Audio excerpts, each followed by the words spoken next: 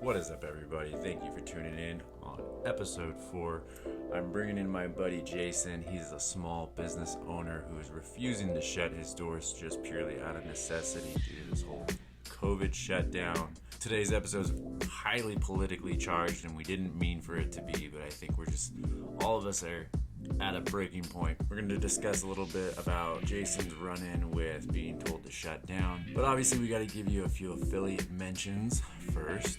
Anybody out there locked down to COVID, you can't go out to the grocery store, you just don't feel safe going out to the grocery store, Instacart. You're going to want to try this. Check out Instacart in our show notes. I'll leave a link in there for you. And you can try local products from stores that you love. Hand selected by shoppers based on your preferences. Delivery to your door is as fast as an hour. Find everything you typically shop for and have them delivered straight to you. You don't have to leave your house. Instacart. Are you interested in starting your own podcast? Buzzsprout is the website that you need to check out. Just go to buzzsprout.com. Start simply with gear that you already have, some quiet noise, and a Buzzsprout account. Podcasting truly isn't that hard if you have the right partner, and we do with Buzzsprout. The team here is passionate about helping you succeed. Follow the link in our show notes, and you will get a $20 Amazon gift card after your second paid invoice. We are sponsored today by Rosie Cooks out of the greater wine country in Northern California. Rosie Cooks, an absolutely amazing company. This company literally takes the word cater to a whole new level and makes your event personal. The owner, Rosie, and her crew thrive off delivering a knockout service. A true, honest company that only wants the best for you and your event. Rosie Cooks was built around this one woman's vision and driven by her passion for the culinary arts in almost every aspect. I have personally been to many of her events, and trust me, the food is phenomenal. People go absolutely nuts for Rosie's menus when they get released. Follow them on Facebook. Find them at ROSEYCOOKS. If you're gonna follow them on Instagram, don't go scrolling while hungry, because that is some food porn. And for our final sponsor, Newness Productions. NEWNESS Productions. For all your film and photography needs, whether it's weddings, corporate events, commercials, social media promo, etc. Newness Productions does it all. And finally, we'll just get on with the show. Does anybody have any idea about who or what this is? Tell them about the Twinkie. What about the Twinkie? Who you calling butthead? Butthead. Y'all talking about? Y'all talking about me? You take drugs, Danny? Every day. This is ridiculous. It's crazy. I feel like I'm babysitting, except I'm not getting I've paid. heard police work is dangerous. It is. That's why I carry a big gun. Aren't you afraid it might go off accidentally? I used to have that What problem. did you do about it? I just think about baseball. Declare. Whose children is this? Zed's. Who's Zed? Zed's dead, baby. Zed's dead. I gotta go to college. Danny, this isn't Russia. For a disaster of biblical What he means is Old Testament, Mr. Mayor. Real wrath of God type stuff. Fire and brimstone coming down from the skies. Rivers and seas boiling. 40 years of darkness, earthquakes, volcanoes. Dead rising from the grave. Human sacrifice, dogs and cats living together. Mass hysteria. That's what she said.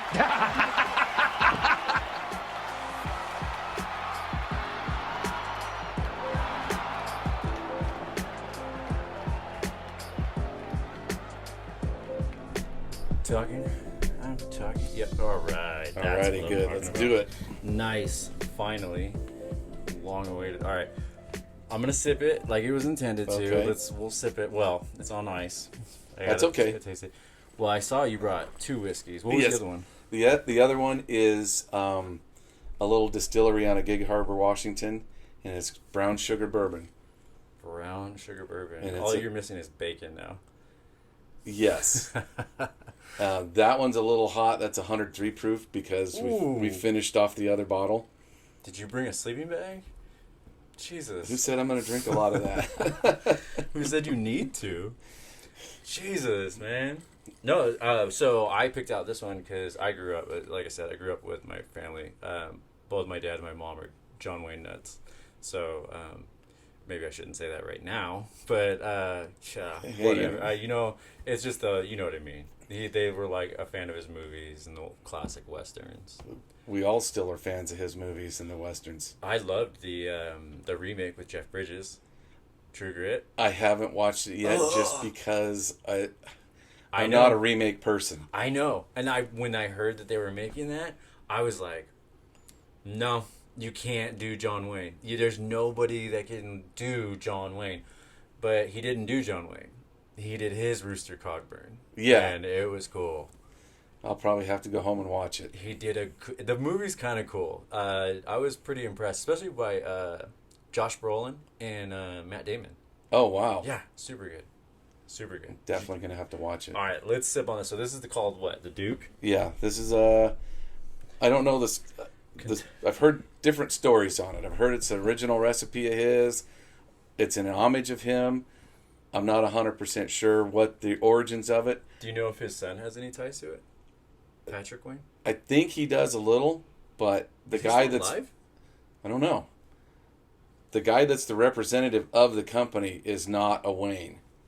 I don't know if he's married to a daughter or a niece or something, but it's a cool bottle. This is one I've been waiting for a long time after all the advertisements. And dude, I have not drank this much alcohol since forever. Since I've started this podcast, like it's all been. I think we started with coffee one episode. Yeah, it was supposed to be either beers or coffee, and now I'm drinking whiskey. So all right, I'm the bad seed then. Cheers up, buddy. Cheers. Thanks for coming up.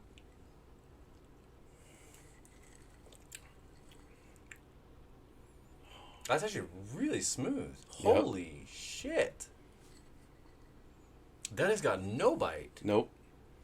A little bit of a burn, but it should have one if it's the Duke, but yeah, exactly. You would think you have a little, but no. That's odd. And that's just on the rocks. That's really good. So now do we try it with this? Yeah, absolutely. Mountain Dew. It's a mixer. All right. Fuck, man. It's just been going crazy. So it's nice that why I wanted to start this podcast was just to have friends and associates and just interesting people up and get back to good old fashioned put the phones down, one-on-one. Just good conversations. Drink and talk. Yeah. I mean, what better way to just figure each other out and get to know one another. It kind of reminds me of the days way back sitting across the bar. Yes. Oh, yeah. What was that? How long ago was that? 3-4 months ago? Way back in the day. Yeah. When we could go to a bar. I completely miss getting a haircut. Just associating with people on a non-business level. Being able to just go somewhere and chill and have a good time. I didn't even think about that. I didn't even think about how much we don't really socialize. Yeah. And how much and I've really noticed, just because of the business that I'm in, I get families that come in to drop their cars off, and the younger kids, like elementary school age kids, they look lost. It's hard for me to explain, but they just have this. They have no idea what's going on. They have no idea what's going on. They don't understand. The closest thing that they have to understand is zombie movies. I mean, literally, that is the closest to the gap of what we're dealing with. And they can't see their friends. They don't understand why I can't go see my friend. And it's just sad. I talked to one guy and he goes, "My daughter just lays on the couch."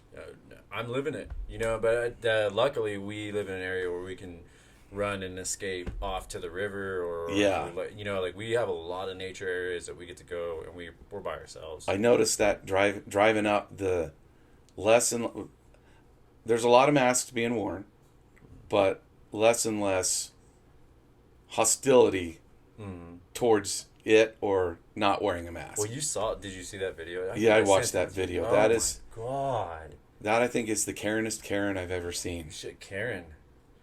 She got the Karen Award for the week. And the fact that her husband or whoever that guy is doing everything he can to keep her away. She's nuts. She goes nuts. That is when they literally type in the title. And I know I get so sick and tired of the clickbait titles because then you click on the article and it's all bullshit. It has nothing to do with the title. And when they say meltdown, that's a meltdown. When the voice goes up like 37 that's octaves an understatement. And the dogs are looking like, what's that? When the veins are popping from the sides of your neck and you're flexing at full, you know, and she's wielding a tape measure. And she's using whatever she can to get that person. I'm protecting my family, is what she kept screaming. Yeah, and that's just... How? You're Protecting embarrassing would your be family. Staying at home. Well, and she didn't have a mask on either. Nope. That's Didn't the seem like ironic you're thing. taking that serious. Yeah. Standing there in your tankini or whatever the hell she was wearing and no mask Yeah, exactly. at a lake with other people. Just chilling. What's funny about, and I totally get it. What's funny about it is it could have been avoided had those people just moved and like, this lady's crazy. But I understand what that lady was saying when I read the article, and she said when she came up, it was bully-like tactics. You know, it was, you need to move, and they were trying to explain to her, you can say that in a different manner. Exactly. You know, and that's exactly what I would have been. You know, if somebody had told me you need to move, I would have said, excuse me? Yeah. You want to try that again? I mean, You the Queen Karen's coming through. You need to move. Bow your heads. Yeah. Well, just for whatever reason, you don't just walk up to a total stranger and talk to them like that unless they're doing something absolutely wrong. But in her eyes, and because we've all been granted the access of this is right and wrong, and we all have our opinions, and we're all right, you know, she's wielding them. Which is a sad thing because... She's a nurse? I see or this... she's an adult? Which one? Right. Which one's worse? She's an adult or she's a nurse? Well, it's both worse because she knows better. She should. But you would assume. But in her mind, I need to get this point across. To somebody, I don't care who, and I don't care how I look about doing it. It's driving me up the walls, man. I'm getting... You're lucky because you are... out of up here, you're kind of out of the brunt of everything. I get it on a daily basis. You have no idea how much my wife and I talk about how lucky we are we got out of that area when we did. It is shambles. I'm to the point to where I don't even want to go out anymore because there is something that's bound to happen going anywhere. And I dread going to work. It used to be, I'm like, man, I'm tired of work and I need a break. I don't want to talk to anybody. I don't want to see anybody. I don't want to deal with their baggage and garbage because they think they're a social justice warrior or whatever. No, I get it. We literally talk about it almost on a daily basis. You know, I mean, we literally say like, God, don't you... And she works in a restaurant, right? Yes. That, to me, I think is worse than She's than what I do. dealing with a lot right now. Than with what I do, because we're dealing with a lot of city people up here. Yeah. A lot. And I've got a concern with that because I can't do anything down where I'm at. Mm-hmm. Oh, Calaveras is open. Placer County's open. Napa's open. Yep. Let's load everybody up and go up there. Well, I was just talking to my mom about this. What's going to start happening, what seems to already be happening, is all these people in the city with a little bit of money or a little bit of savings or a little bit of credit are all of a sudden buying up these little vacation spots up here. So I personally see a surge of... You remember the movie The Great Outdoors? Yes. Dan Aykroyd. Yes, of course. That's like one of my all-time favorite movies. Anyways, but that lifestyle that they were exhibiting in that film... Yes. That we all go up to the cabin for a week or a month at a time during the summer. This is a ritual. You know, this is what we do. That's going to come back. Yeah. That's coming back in a big way. It's already here in its own COVID manner because people are fleeing up here where we're still open, we're all okay, and we don't have that many cases, and everybody's but the problem is the people that are fleeing up here are bringing it with them. They're bringing the politics with them. And the politics. That's Idaho's having that problem. I think they even somebody said something in the government of Idaho where they were like, hey, you moved out of California to come here because it was better. Yeah. Don't make us California. I have a friend that he and his wife are near retirement and bought a house in Bend, Oregon. Mm-hmm. Same thing. Yeah. Oh, Oregon's bad. Nevada's getting bad right now. A lot of the western side of Nevada. Yep. Yeah. Well, I want you to talk about this. You just had an interesting, you don't have to say the police department's name, but a little interesting run-in. So you co-own a audio and tint shop. Yep. And you have the police show up during this COVID, and 3 times. 3 times? 3 times. The first time was just a warning. You know, somebody called in and said you were working. What do you do? Karen called. It was one of our competitors. He even said one of your competition called in. Oh, God! It was a dentist. It was a dentist. So Dennis called. I thought it was Kevin's. Whichever. For me, it's Dennis. Yeah. Dennis. And he just said, you know, you guys are doing fine. There's only 3 of you. You're not like over each other's shoulders. You guys work with vehicles. We work with vehicles. Our customers drop them off. Primarily bring them in, drop them off, pick them up when they're done. Yeah. You don't even have a waiting area. So No. there's not even No. They can't even. And a little bit of it was our fault. The second time we got a little too relaxed. What does that mean? Too relaxed. So what we were doing was we were making it look like we were closed, appointment only, not working on anything out front, not parking any cars out front. Customer drop it off, we take it around the back of the shop. You know, we got a little relaxed or lazy, too comfortable with what we were doing, and it started to look like we were doing a huge amount of business. Somebody complained. This officer didn't say, but then we explained to him what we did. Can I ask what? Okay, were you guys doing business because it was like fight or flight, or type of or die, or you know what I mean? The reason why I'm running the risk of getting fined or going to jail is because I don't qualify. I don't qualify for unemployment. Right. I'm a subcontractor. I applied for it. They declined it. I applied for the small business loans, declined it. Exhausted everything, and I made the decision. I've got a household to run. Right. I need to get the money. So I'm running the risk every day that we'll get a ticket in the mail for being open. Isn't that an interesting loophole, or just loop? I guess you're kind of our government is expressing to individuals like you and me. You're not eligible for unemployment because you've exercised your right to try and start your own business. Yep. Right? Okay. So, but your government's saying you cannot be open. You should be on unemployment. Don't worry. There's these programs for you to help you while we're going through this pandemic. However, you don't qualify for them, but you can't go out and make money. Yeah. But you still need to pay your bills. What in the hell? May luck ever be in your favor. Yeah. I mean, that's how I felt. Yeah. No, I get it. And that's how we felt, and we both made the decision. My business partner and I both made the decision. We're going to do this till they haul us off. And if we're an example of what's going on, and that's how I feel. It's not I encourage, honestly, I do. I encourage individuals like you, because if I did have a brick and mortar, I would be right there with you. I would be like, close me down. You are going to close me down. And I hear it every day from the small business owners in the area. How do you guys do it? We're just doing it. And those are the ones that are closing up permanently. Yep. Because they're not willing to do that. Yep. And there's a lot of them that have closed up. It's over 16,000, I think we're at. On a daily basis, I see posted in the local Facebook groups. After 18 years, we've decided to call it quits. I look all over. And I look at all the articles like from different types of media outlets. But yeah, it's depressing. What I've consistently seen is there's a mass exodus of individuals that are in large cities that are going, none of it's worth it. We're out of here. Yep. And there's a mass of individuals that are closing their doors permanently. Yep.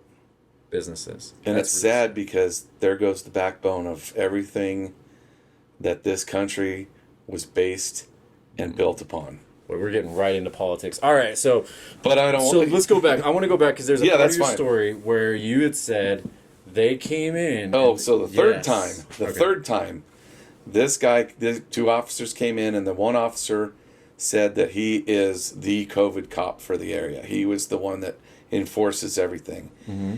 And he asked us what we did, everything that we did. There's an individual cop for COVID. But we've never seen him again. And I've asked other police officers, and they have no idea what I'm talking about. Now, an individual officer or an individual department? It was an individual officer. So I don't know if he was power tripping or whatever. Or maybe it was just a very shortly lived position. Yeah. Okay. And he came in and said, you're supposed to be shut down. Go back the second time. We had done all the paperwork, filled out. To stay open, you have to have forms posted, basically, that we're practicing social distancing. We have sanitizing stations for the whole deal. Anybody who's been outside of their house, we've seen it. Yeah, and it's all posted.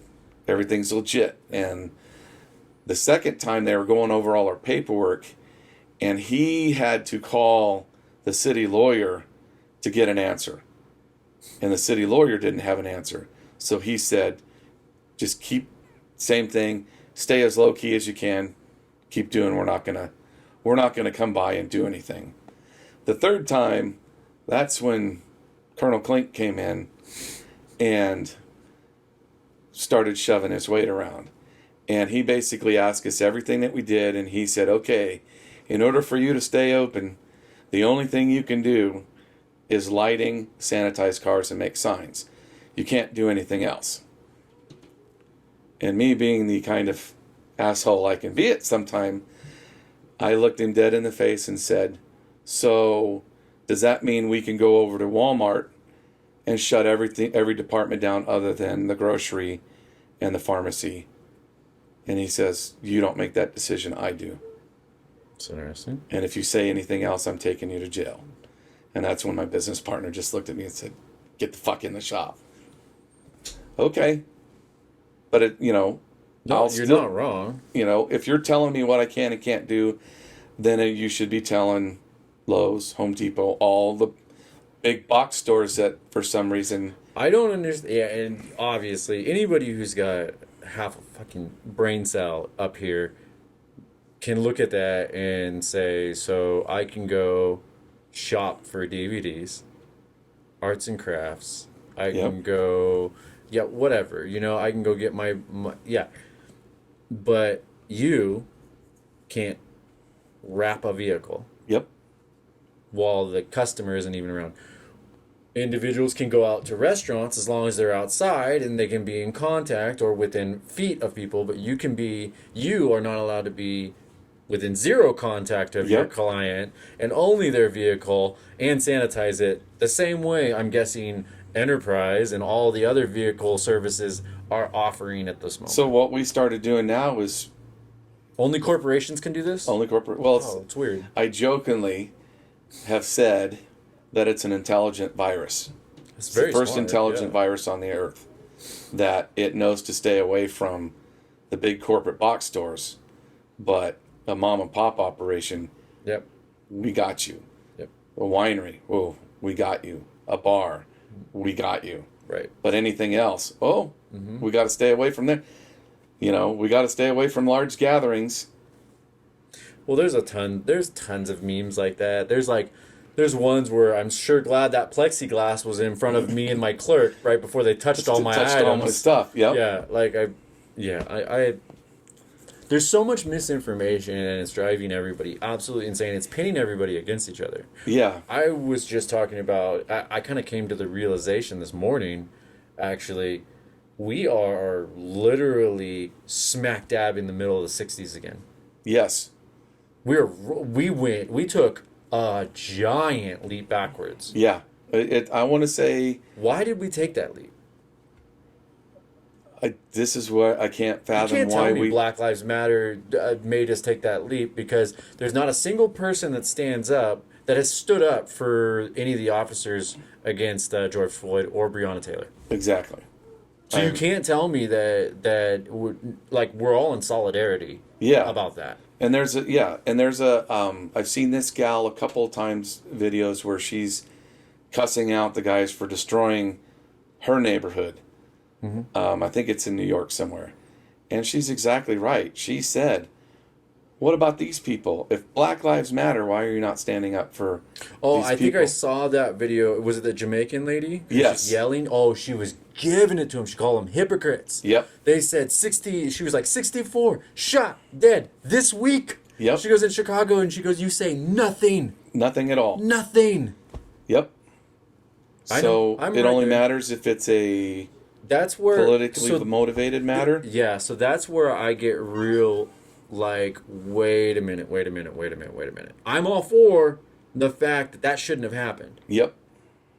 But now this is being abused, and the people that are actually speaking up and saying, hey, this is abuse of a political agenda, and they're making it fit their narrative. Yep. And they are using it. How are people not pissed off at and embarrassed or ashamed of the fact that they're being led like this? Yep.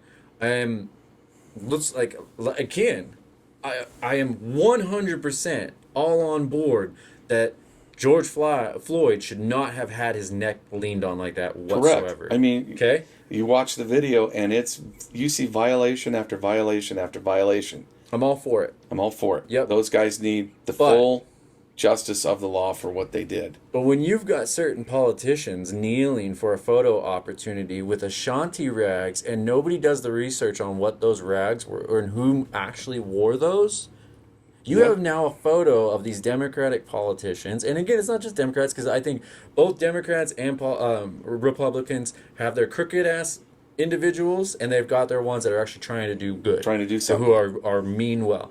That's a very few, because, anyways, we can go down that rabbit hole later. But nobody went, did you know that the slave traders wore those? And those were worn by royalty? Ashanti royalty only? And I've said that to people, and they look at me like, what? Huh? Oh, I don't know how many times I've said Epstein or Maxwell, and people go, who? And I go, what? Yeah, I mean, the same thing. Just watch the one documentary on Netflix. That's all you got to do, and you decide for yourself whether that should be the number one story in America. Yeah, it's funny. That's because as of right now, what I see are officers arrested or facing trial for murder, which the one should. I see a lot of investigation going on in that. I see some movements happening, which some are good and some are really dangerous. Yep. Fuck. I mean, they're dangerous as shit. We've got to tread carefully. This defunding movement that is happening. It's not defunding. I think it's honestly, I 100%, as of right now, I 100% believe in the Joe Rogan comment where he thinks officers should be trained in a certain belt in like jiu-jitsu. Yep. So, anyways, getting back to that. I 100% believe that at this point in time, I believe that is a really solid idea. Yes. But here brings on the question. That would need more funding because you got to pay for these people's time and their education to learn. I mean, you're going to have to pay for them to learn a whole new system. So taking away funding is only going to give them a smaller margin to work with to achieve these goals. Right. What they're doing is they are budget cutting the departments out of being able to properly function and properly execute the policies that they have to instill now to be able to run their departments and be able to police and not be seen as, this evil entity that all they're out to do is to hurt people. Bottom line, cops, nobody calls the cops. I just talked about this morning. Nobody calls the cops for a good time. Never. Nope. Never have you dialed 911 to have them come over for a cup of coffee or something. Correct. When that number is dialed, it is always in panic.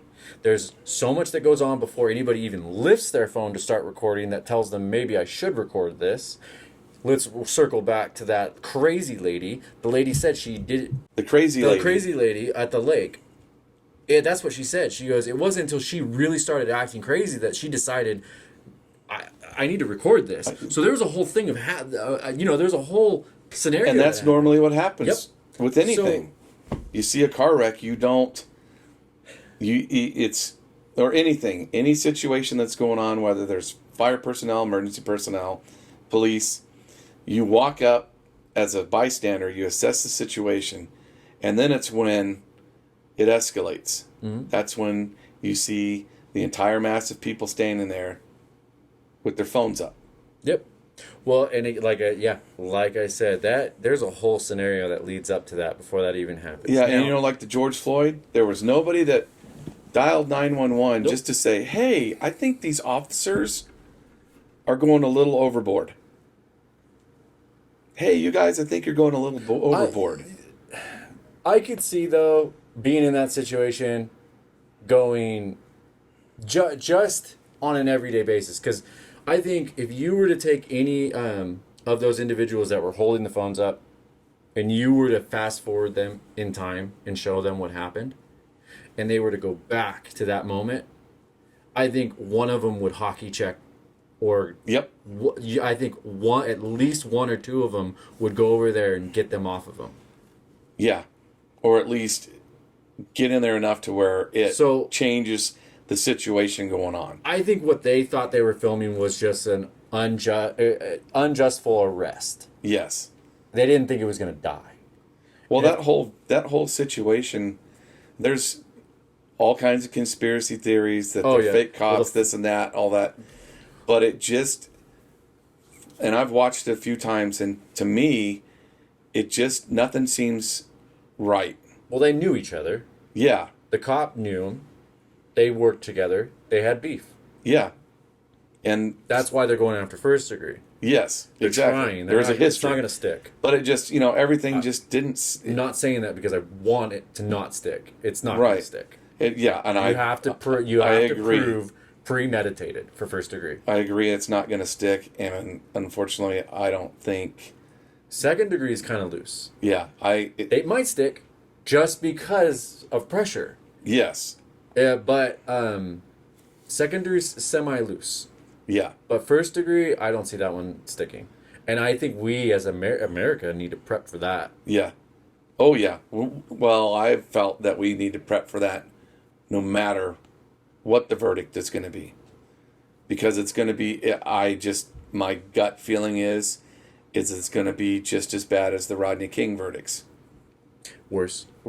Yeah, worse. So my stepfather, he was in Vietnam, and he grew up in that era. And I guess what he said, according to my mom recently, is this is actually worse.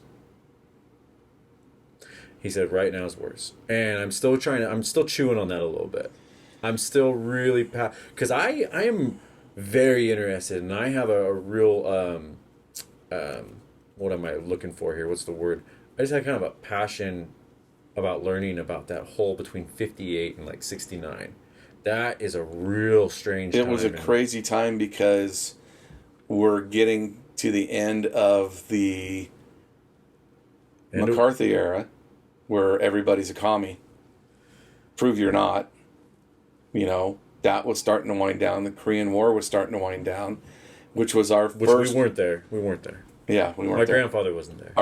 That was our first conflict where, I don't want to say we were in over our head. We were fighting a different type of enemy. I think it was more like, it was guerrilla warfare. Why are we doing this? Yeah.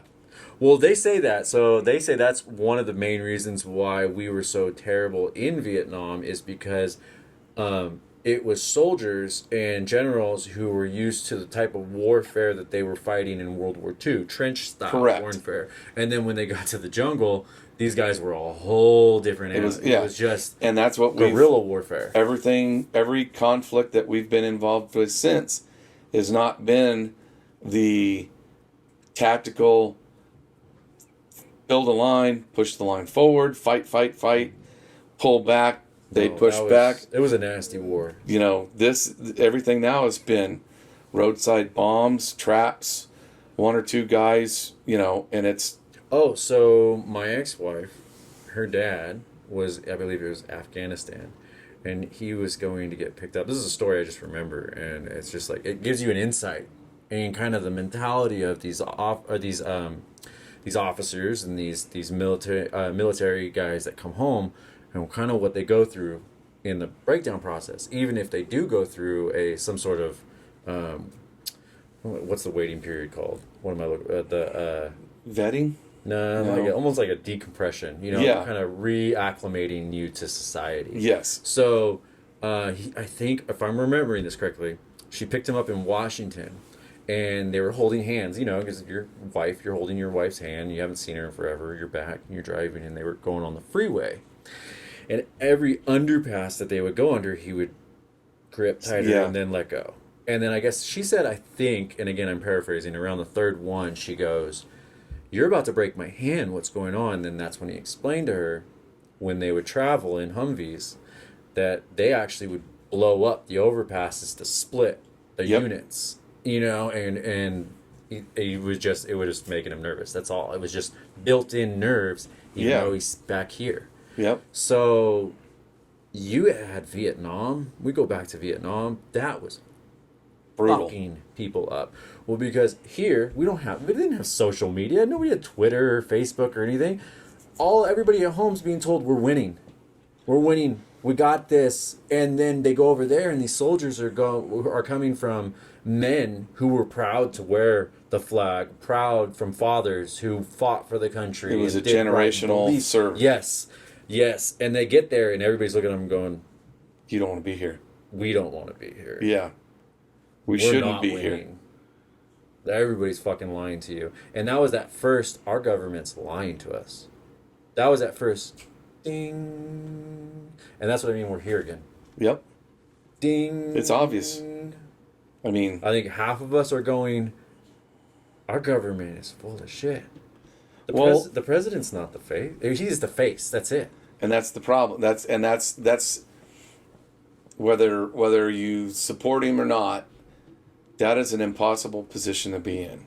Oh yeah. Because no matter what happens, no matter what, it's on you because you're the coach. Not do well on. You know, it's just like sports. You lose a couple games in a row, and you're the head coach. Well, you made me.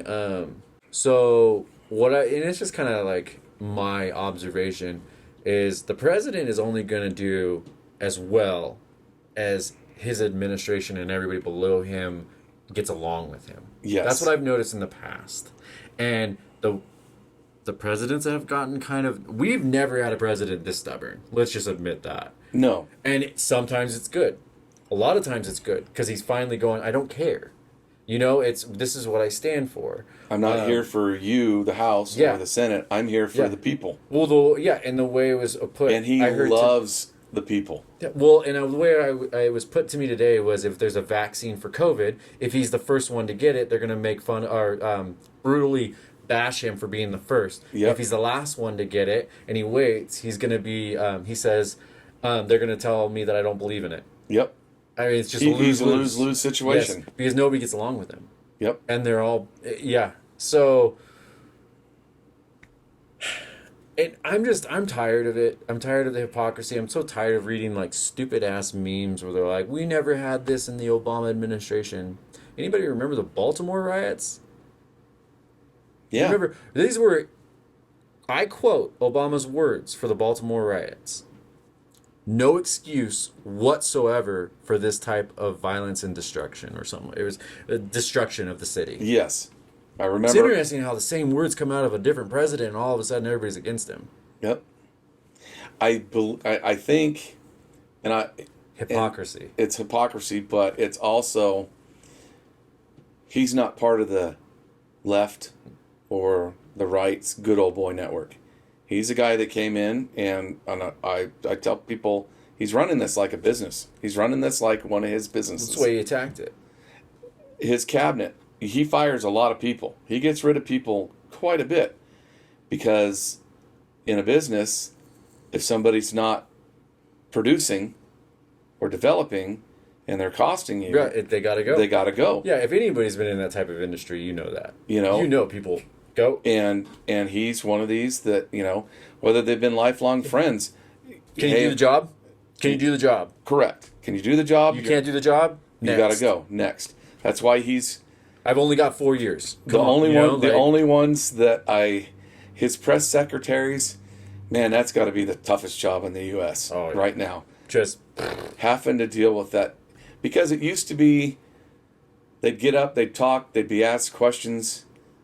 And now it's just a witch hunt trying to force them to say something that they don't want to say. I don't even watch that stuff. I I used to, and I can't anymore because they're all premeditated questions. Correct. Everybody knows.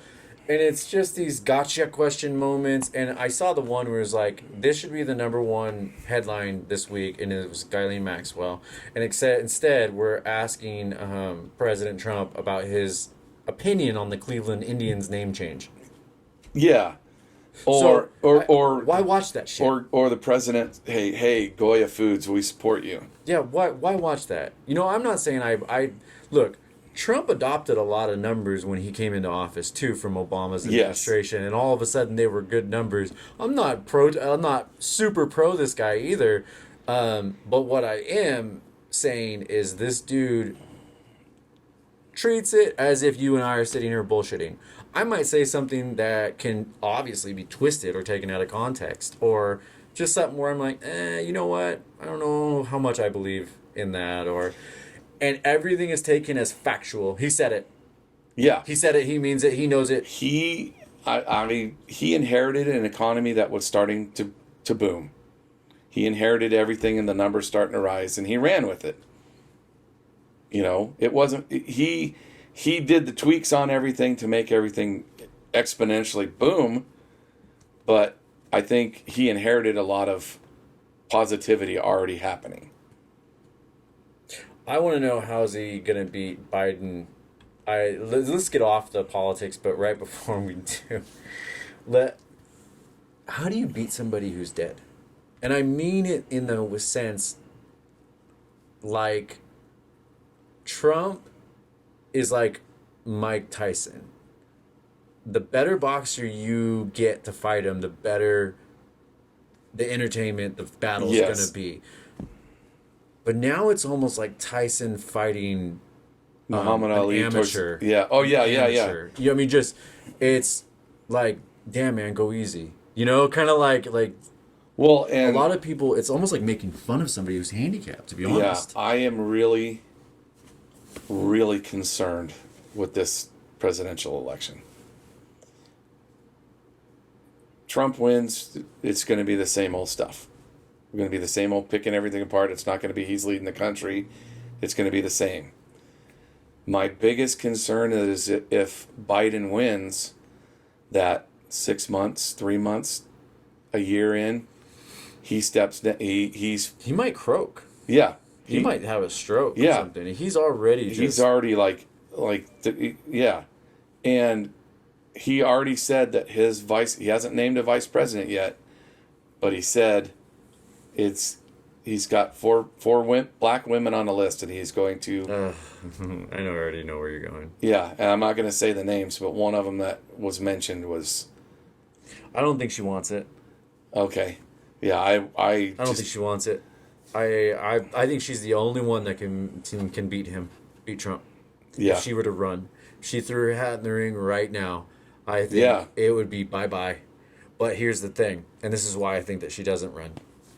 Truly, this is my personal opinion.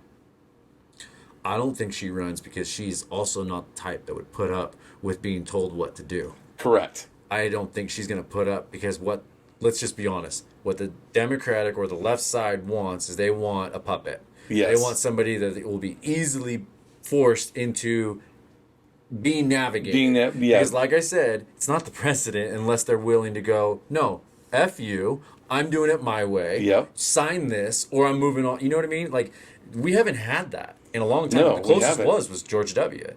Or Reagan. Reagan probably, I'd go back to even then. But we haven't had politicians. No. Like Reagan. No, we haven't had politicians like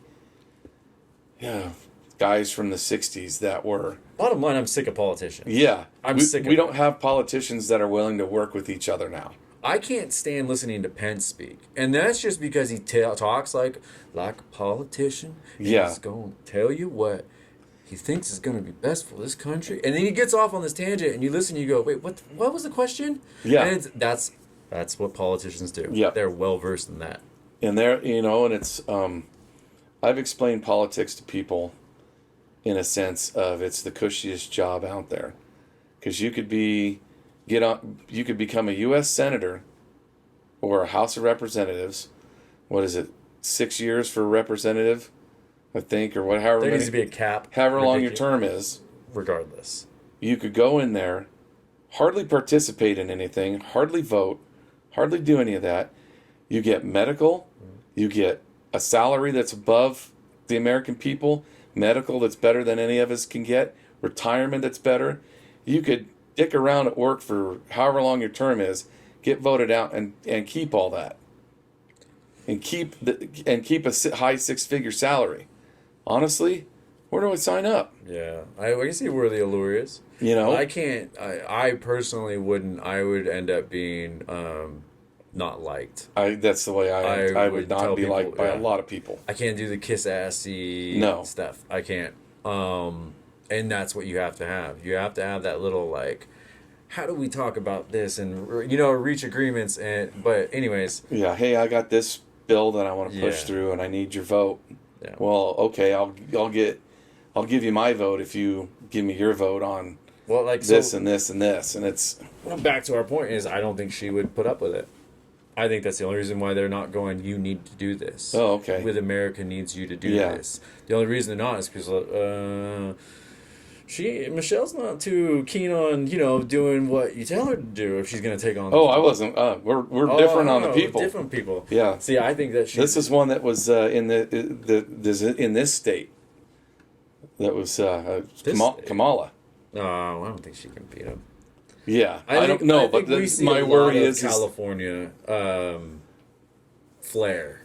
Yeah, you go over to any other state, and there's a lot of Trump signs. Yeah, well, a lot. There's a lot of the only reason why I think that Trump has a really, really good chance, even though the numbers say that he's losing. I don't believe numbers. They said that with Hillary. Is a lot of people are tired of lack of leadership in our country, on the sense of, when are we going to be over with this? We want to get back to our lives. We want to I want my kids back in school.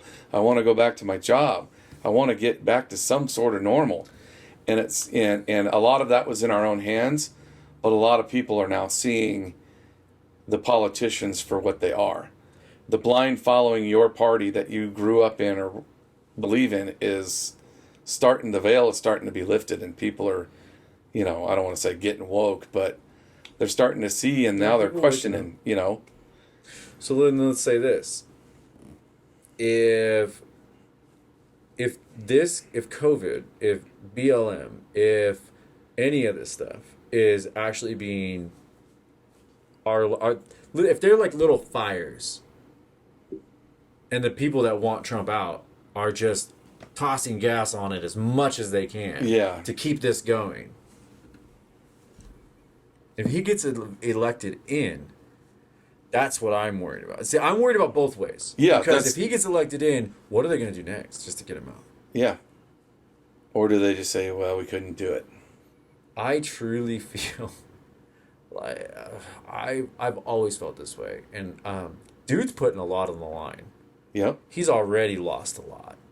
But I feel like he's putting his life on the line if he goes in another term. Yeah. Well, and the thing is he's a guy that can't be, I don't want to say can't be bought, but he's a guy that, it's scary. If the rumors or whatever that I see posted that he gives his salary up. Yep. And that's one thing is all right. Anyways, I don't want to get too far into it, but it's just, I'm starting to get that tick in my eye about politics. I know. We always say like we're disgust for politics, but you got to understand them though too, because especially right now, we're all relying on these guys. Well, and if you blindly follow what the leadership of the country is doing, you're not doing it justice to yourself. You're not doing it justice to your country, to your people, to any of that, because where's the people going to, what's the next step they're going to take? And then when everybody goes, wait a second, we don't want this. Mm-hmm. It's too late. For the most part, like, I called what was going to happen in Portland. I said, this is what's going to happen. It's this standoff. where the mayors aren't going to do anything about it, and they're going to let them do whatever they want, because what's going to end up happening is it's going to force Trump's hand to have to do something, because he's going to say, you do something or I'm going to do something, and you're not going to like what I'm going to do. The craziest thing that Trump said was he left the decision with COVID up to the governors. Yeah. Well, I think it was smart. Which was brilliant, because then when it fails, he's going to come in and go, well, succeeds or fails. Now I have to come in and clean up your mess, or hey, well, now it's being turned around like he's this evil henchman, Gestapo, scooping people up. When I'm reading these articles from people that were scooped up that were possible terrorist threats, and then they were let go, and I'm like, well, if it's catch and release type of stuff, and it's like terrorizing what I mean, people are afraid. People aren't. There's going to be no cities after this. It's going to be full of just awful people. Only guy that's going to save us is Snake Plissken. Hey, more like Chuck Norris. Chuck Norris. Well, he's too old. I'm going to do some disservice. I'm going to mix this little mixer with this lovely whiskey you brought. Well, it didn't change the color, so... That's good. Here, you can... If you want to add yours. I'm almost done, so... Anyways. Well, not bad.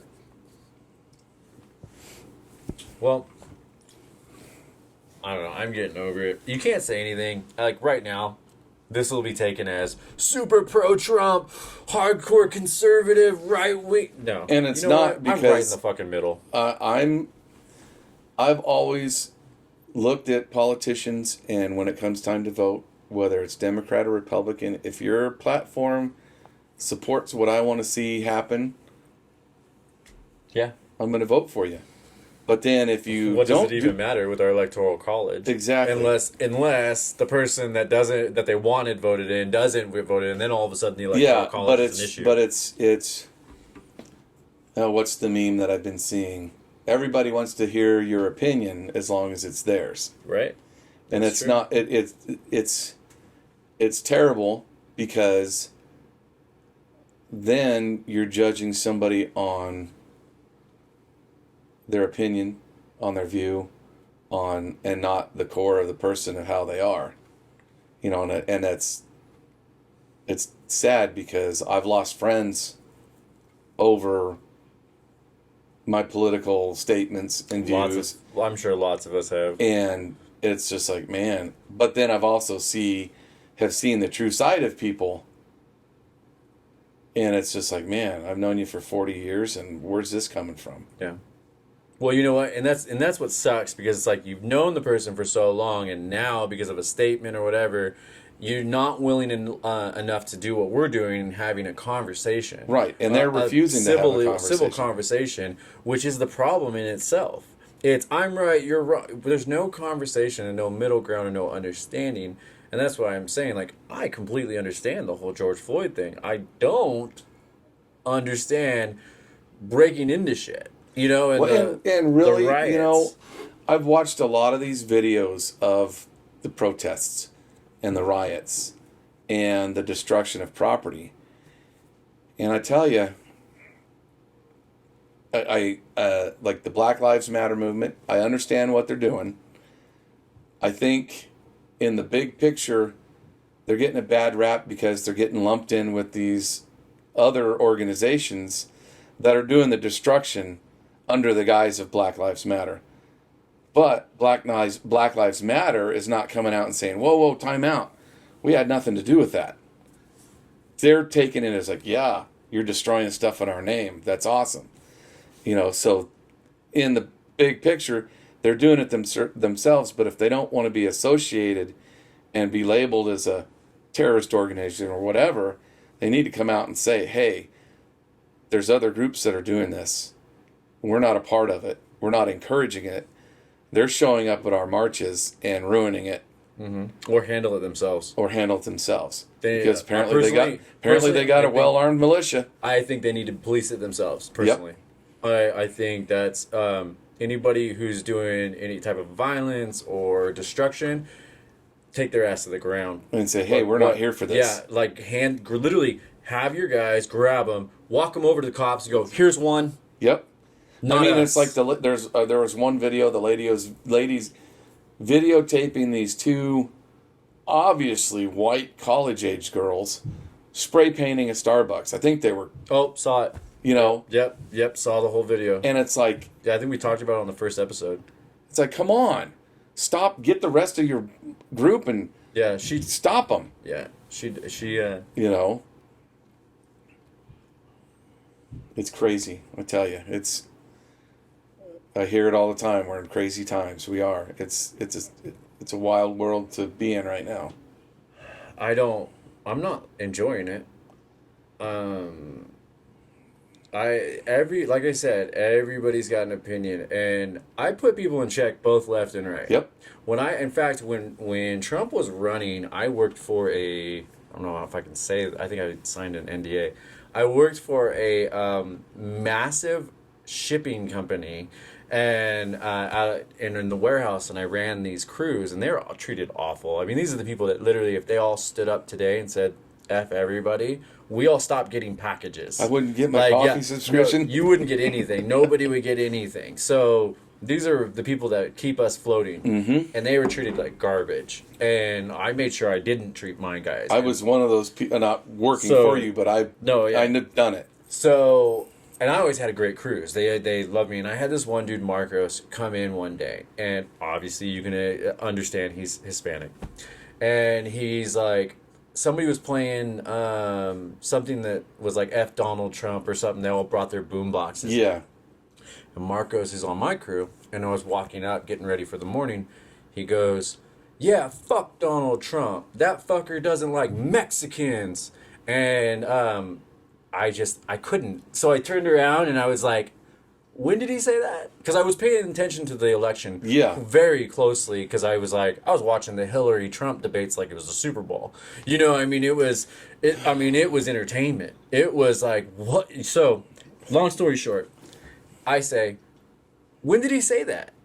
And I wanted to have the conversation. He goes, he said that he don't like Mexicans. I said, you got a cell phone, right? And he goes, yeah. And I had said, pull up his quote. I want to read it. I said, because I've never read that. And I said, can you pull it up where he said that? And he goes, well, no, he was so dumbfounded that I actually asked him to do that. I get that all the time. And he was so taken aback. He literally was just beyond, like, so I said, look it up. And I said, if you can look it up, Marcos, and show me the quote, I'm going to send you home today with pay, and I'm going to do your job. And because I knew there was no fucking lie. Yeah. I knew what I was following it. I knew he never said that. That was an interpretation. Well, the problem is there's too much snippets. There's too much mind averting what's being said, and there's no backing up what you're saying. Because I experience the same thing all the time with people, and I do. That's what I say. Show me. Show me. It's real easy.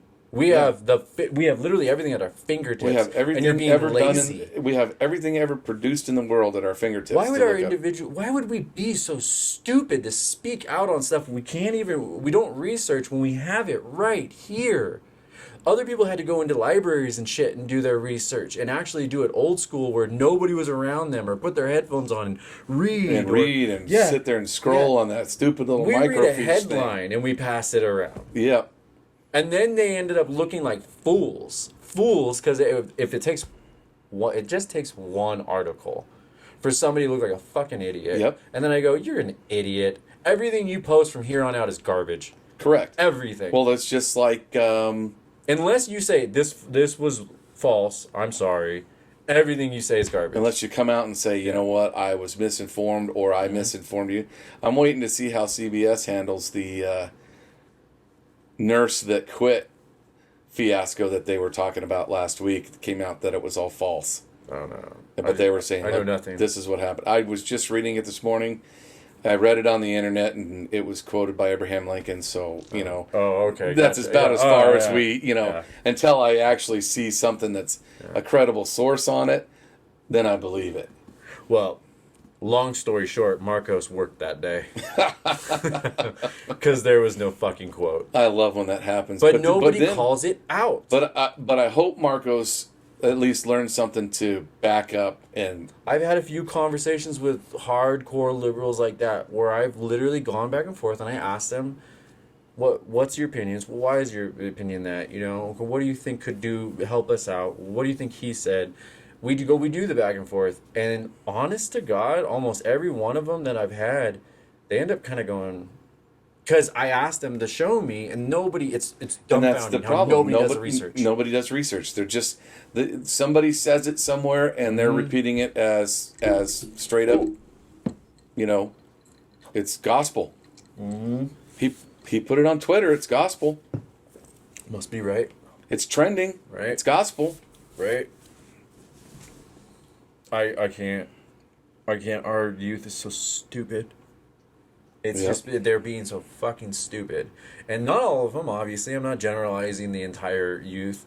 But most of them is just like, come on, man, wake up. Well, a lot of it, too, is our education system is kind of turned into a very, very quiet indoctrination system. That's just my opinion. But you just look at the way things are taught and the way things are going, and it's like...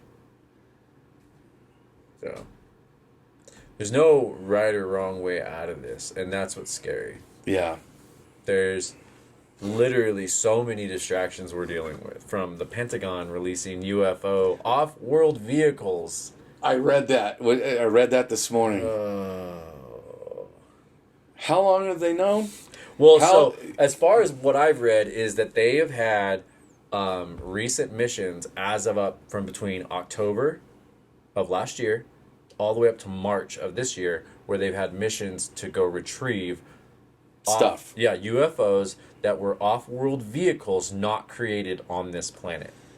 That is very interesting. It is. But nobody's talking about that either. No, because it's UFOs. Right. Well, and I mention this almost in every episode. Nobody talks about Sequoia Turner either, the 8-year-old little girl shot. Nope. Because again, that bullet didn't come from the right gun. Correct. That's it. That is the only reason we're not talking about it, and other people aren't. Well, nobody talks about a lot of that stuff because... Didn't come from the right gun. Didn't come from the right gun. Didn't come from the right... The violence didn't come from the right person. Correct. A lot of people need to wake up to comments like that. To just total blackout media like that. Geraldo Rivera speaking up on Ghislaine Maxwell and saying that she deserved bail and that she shouldn't have been stiffed bailed. I mean, the accusations of the crimes that she committed were like 25 years ago, right? I mean, she only raped somebody, Jason, 25 years ago, man. I thought rape and murder were the two that didn't have a Let me say that to you in a better statute of way. limitations. Look, this lady raped your daughter only 25 years ago. Can you just let it go? No, because she wouldn't have made it 25 years ago. Exactly. Because that's should be everybody's consensus when they hear something like that. Yeah. But nobody does because nobody's smart enough to go, huh? What? And I have done very, very little research on it because I'm still just completely blown away by the whole Wayfair thing with the sex trade. And I don't know a lot on it, but you could order a shelf with the girl's name for $10,000. Yeah, I heard something like that where there's these items that were like ridiculous amounts of money, and it was like, okay, this is a sex trafficking operation. Yeah, and I just have been so busy to not be able to research it, but it's like,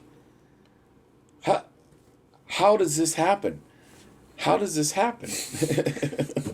That's what I mean, though. America. Hello. Yeah, I mean, how does this fall through the crack? Well, how does the Epstein stuff fall through the crack since 1990 something? Yeah, which there's only been one guy that's ever said anything about anything like that in Hollywood. And that was Mel Gibson. Remember when he was this crazy guy talking about the... Feldman said a lot, not about Epstein, but Feldman said it after... I think he was saying all this after Mel Gibson. Because when Mel Gibson had his huge meltdown and people thought he was crazy and he got...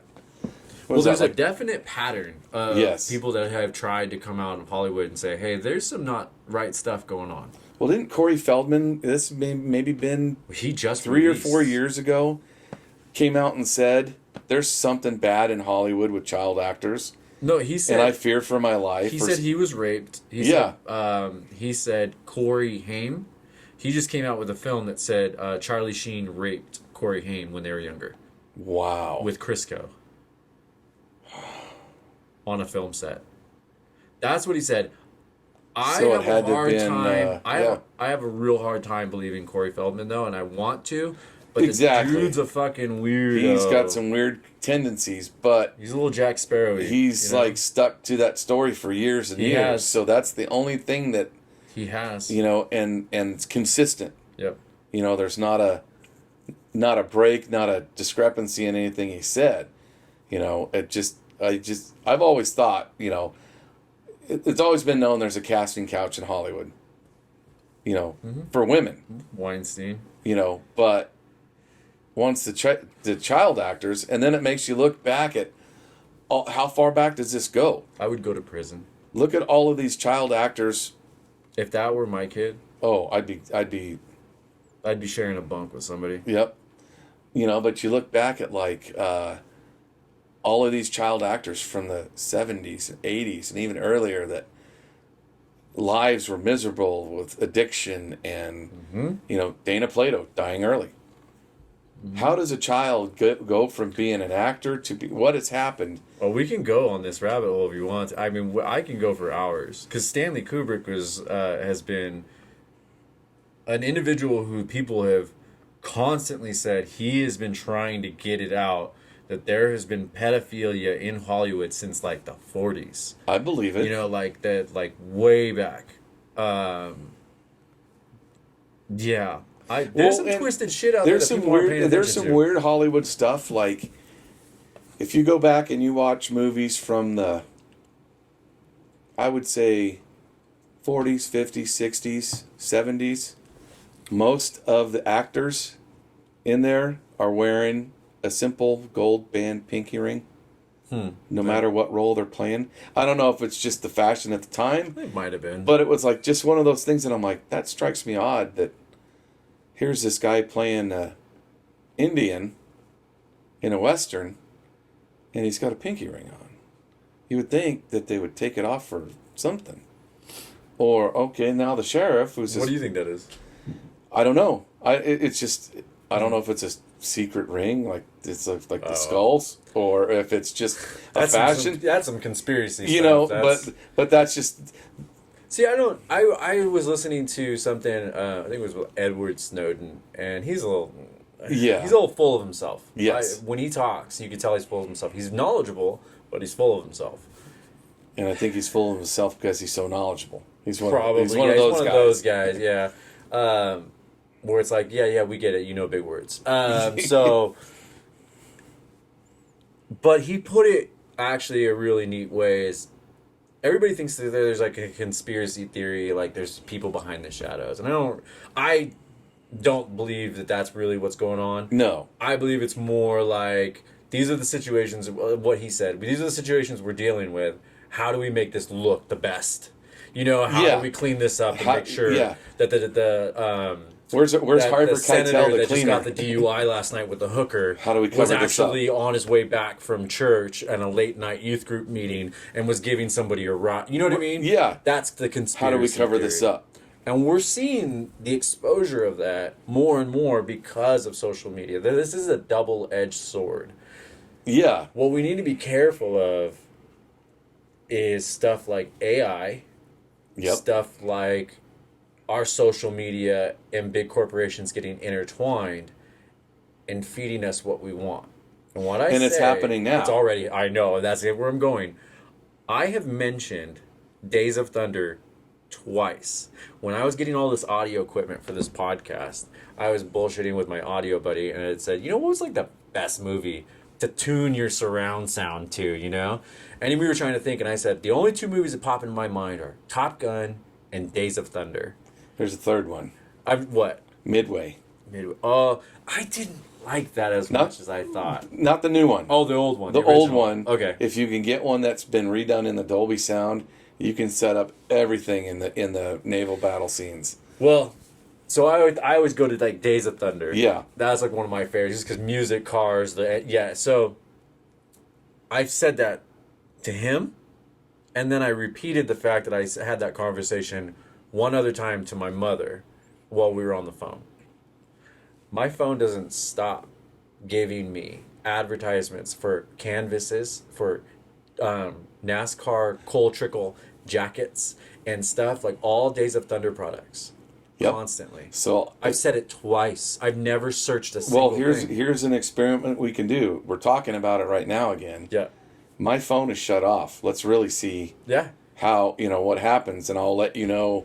Days of Thunder. You know, that was it. But it does happen. If you really look, it's like every fourth or fifth post is an ad, a suggested ad to you. I got back into buying baseball cards and football cards and everything because I want to prove to my son that you can make a little bit of money on it. And that's all that comes up now is websites selling that stuff, which is... What's dangerous about that is people don't find it that big of a deal. Well, then what happens is like, oh, man, this is what we were just talking about. Click. Yeah, buy. Would you have made that purchase had that not popped up? That's the big question. I had already made the purchases. But would you have made that? What I'm saying is, like, I actually, for a second, thought about buying the Days of Thunder, and I went, wait a minute, why is this even popping up? It was that where I went, I'm not even going to click on it. Yeah. Because how creepy that was. And they force it on you. Because I'll go in and I'll go hide ad, report ad. And it forces whatever you're talking about. There's no way to get rid of them.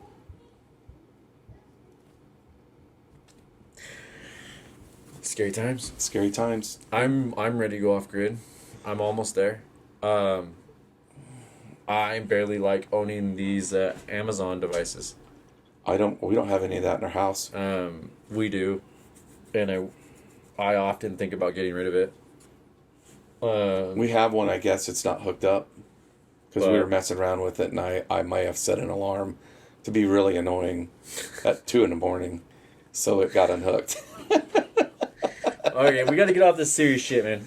Serious Sports. So we're gonna go. Okay, so you're from, you said Oklahoma. I grew up. I was born in Kansas. Okay, Kansas. Grew up in Arizona. Spent my formidable college years in Nebraska, and then worked my way down from Seattle to Oregon to California. So you've been all over. So, girl, what's your football team? You're the Chiefs? The Chiefs. So you were happy this year. I was very, being busy and having one day off, I don't watch a lot of football. Chiefs have always been in the back of my mind. And I'm really happy that they won the Super Bowl, that deserved it. One of the teams that have deserved it for years.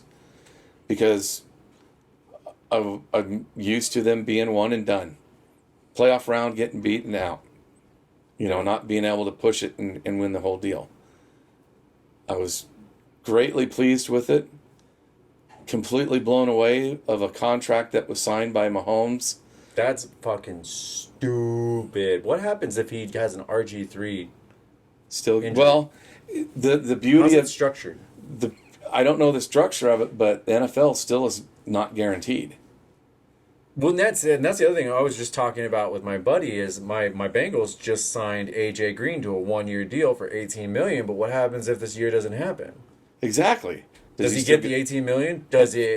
Is the contract structured so that it rolls over to the next season where that happens? Well, or is it structured to end as of 2021? It depends on the dates on the contract. Yeah, that's what I mean. How are they doing this? I really think football's going to happen.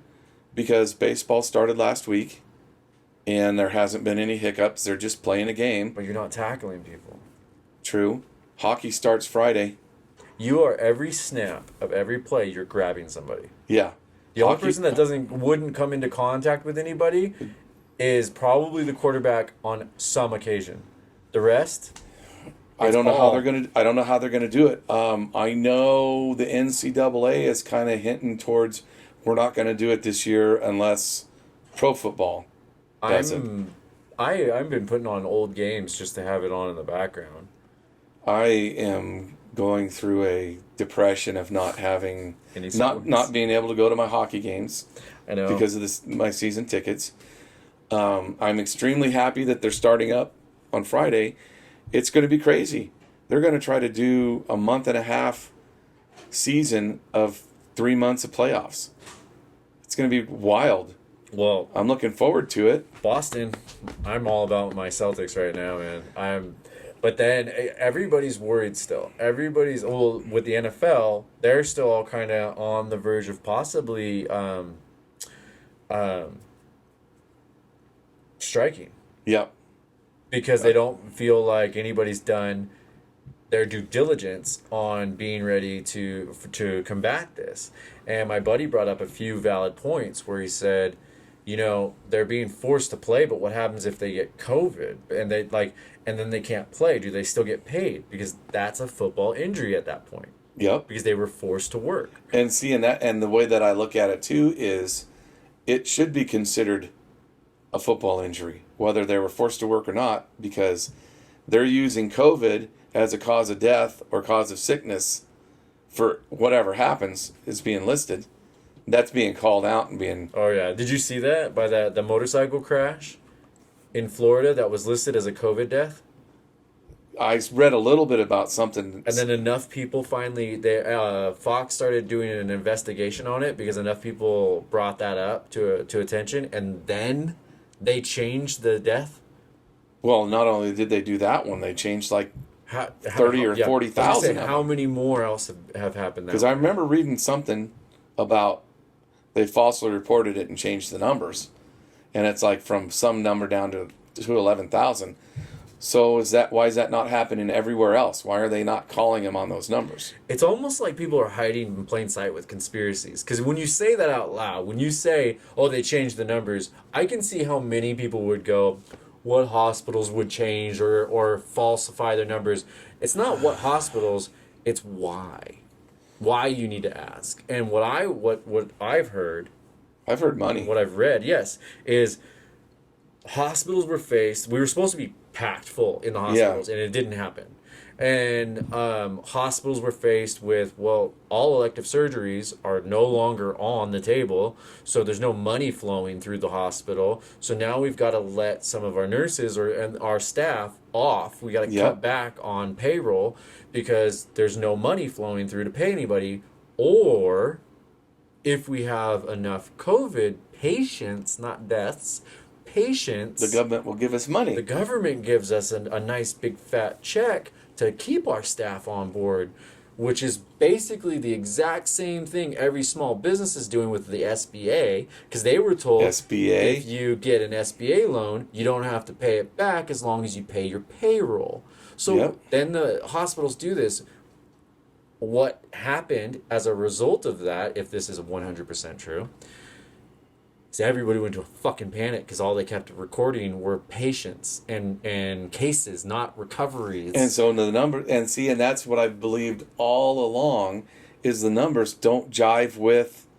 So at what point do we get off this train? Somebody's going to have to say, all right, we're done. This is what I feel like it's going to come to.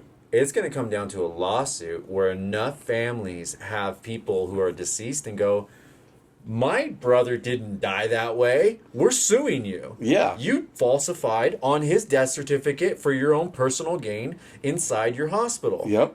It's going to come down to that, and then all of a sudden, shit will get shut down fast. Well, my dad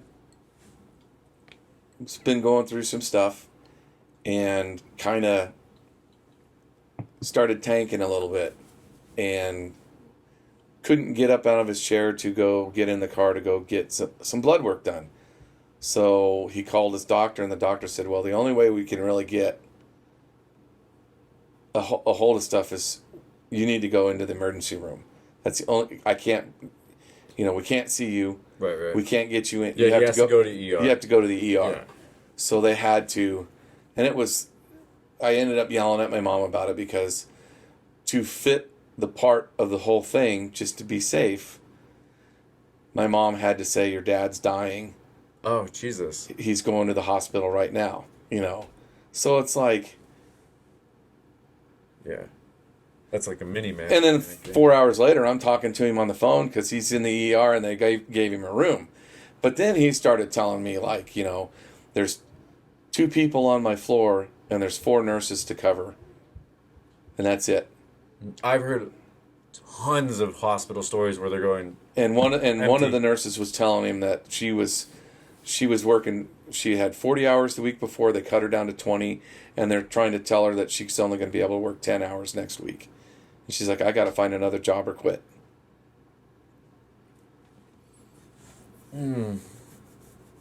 This is it's scary. This goes back to that Stanford experiment. You remember that? Yes. Where you give anybody control, at some point it will be abused. At some point, on some level, at some point, it will be abused. Was that the movie? Wasn't there a movie? There's a movie about it, but there was an actual this is that abuse of power. This is that abuse of programs. This is that we're going to take advantage of this. Yep. I personally know of a business up here that's doing a little shady, and they have their whole family on payroll right now. Yep. And none of them even clock in. None of them even show up. Well, and you know the thing is, they're employees, so they pay them and they get the loan for it. And yep. It's like, and the thing, everybody's abusing the shit. Well, and the worst part about it is there's businesses out there that are still running and being open that are abusing it and getting the stuff. Small business owners that I know personally that are getting unemployment but still running their business. I'm not going to say anything because that's their thing they got to live with. You know, if you can go home and go to bed and sleep soundly, doing what you're doing, more power to you. Yeah, I mean, I guess thank God that all the rules for us to be able to get our haircuts outside and eat outside came at a time where we can be outside. What's going to happen, especially in the other states, when September, October rolls around? Who's going to sit outside in states that are exactly a foot of snow? Well, and, you know, it's just going to be... We have waves of this stuff coming, and people got to get ready. The thing I'm looking at, though, is we're in the second wave of it, just like the second wave of the 1918 pandemic. And it got a lot better because then they said, see, we told you, now we got to reel it in. It's not so much of the virus, though. That's not the problem. It's the people. It's the abuse of the power of the virus. Yeah, it's not the virus itself. It's literally our politicians making us, treating us, and telling us how to navigate this virus. Like wear your mask to throw out the first pitch and then get caught on camera sitting without your mask on. I don't know. See, I always have hard times with that. But I don't on stuff like that. It's so easy. People pass that around though, and I agree because Newsom. There was a photo of Newsom going around, and I don't like Newsom. I fucking hate Newsom. Like him. But there was a photo of Newsom going around after he was cleaning up like all the spray paint, and he had his mask under his nose. Yeah. And somebody posted it and said, "Thank God our governor's here showing us how to wear masks properly." And it's like, you know what? He was standing over there by himself. I've taken my mask under my nose because it gets so freaking stuffy behind it. You know, like, relax. That's what I mean. There's not enough people that call it out, left or right. Yeah. Fucking relax, okay? Yeah. If you have a problem with that old man walking down the aisle with his nose sticking out of his mask, wait 5 seconds and he'll be out of the aisle. Right. You know, Trump making that comment about the old man that got bulldozed over and thought he was faking it. You know, that's kind of fucked up. Look at that video a little bit closer, buddy. The guy that got lit up? Yeah, by the officer or something, yeah. You know, and that's what I mean, left and right. There's not enough people that go, both of you guys are full of shit in some aspect, and we're all going to call you out as soon as nobody looks at it for exactly what's being... There's too much opinion in it, you know. Well, nobody knows where to go from here. Nobody knows how to navigate it, and it's almost like keeping the panic alive is the number one goal. It seems to me like, who's going to rescue us? We're going to keep the panic going. Who's going to don the Superman cape and fly in and be the savior? LeBron James. No, Zion Williamson. Come on. Sylvester Stallone. We need a good old. We need the Rambo. Expendables to come in to just save us all. Man, I don't even. Everybody, it's all full of shit. I was listening to a snippet out of Trump's speech, and this is something that got me about politics. Always gets me, is Asian Americans, Black Americans, whatever. Stop saying that. Hispanic Americans. Stop saying it. Just say Americans. Stop forcing it. That's the segregation in itself. I don't know what you are. What are you, by the way? I just bought a T-shirt and I was going to wear it today, and it wasn't clean. Like, what is your heritage? I am Irish, Norwegian, and German. So I've got Nordic blood. Bloodline. Okay. So, and the shirt that I bought says Celtic blood, Viking steel running through my veins. So, and you know what? And cool story. I don't give a shit. I care whether or not you're an asshole. Exactly. That's it. Exactly. I've treated everybody the same. I don't care if you're gay, straight, transgender, Black, Asian, whatever. The moment our politicians start saying, I need the Asian votes, the Hispanic votes, how about you just need the fucking American just the votes? Get the votes. Yeah. How about you're that is part of the segregation. That the is only part votes of the that we don't division. want you to get are from the dead guy 6 years ago. Right? Yes. Yes. God, I don't get that. Like that again, that's a ding moment. Like, hey, everybody wake up. That's segregation right there. And that's the way I have always, the same thing. I don't care your religion, your race, your color, your creed, your orientation, or any of that. If you're an asshole, you're an asshole. Don't be a dick. That's it. And that's it. And that's the simplified version of every religion out there. That's almost every religion. That's a simplified version of life. Don't be a dick. Don't be a dick. And this is what I mean by that. Let's go back to Karen at the lake. Karen walks up, and instead of just saying, hey, do you guys mind kind of shifting down a bit? We've got rafts coming in. We don't want to get inside your bubble. And we don't want to just, and we have some health immune people. And either to the point like, hey, I've got a health compromised individual. And if I'd have been there and she'd have come up and said that to me, I'm like, hey, no worries. Well, I'll help you make a path. Say she said that. And now the lady who filmed it said, no. Now you have the right to be a dick. Exactly. But she didn't. She went to being dick status right away, and she got exactly what she deserved right back. And that is it. That situation could have gone so much better for her and everybody else, and never been viral, and she would never have to live with that video haunting her for the rest of her life by doing one thing and going, excuse me. Yep. And allowing the other person to be the asshole. And that's the problem with a lot of things today and a lot of interaction is the asshole status is very strong now. Mm-hmm. And it's like... And nobody's aware of it. Nobody's shit stinks, Yeah, and a lot of it, I think, is... I've been cooped up for so long, I got to get out, and I just got to be... And I don't care who's in my way. I'm just going to be a jerk because I got to get my stuff done. Mm-hmm. A lot of this feels aimed, All of this just is like, let's control and point it this direction. That guy doesn't have a mask on, and Why are you worried? Yours works, right? Yeah.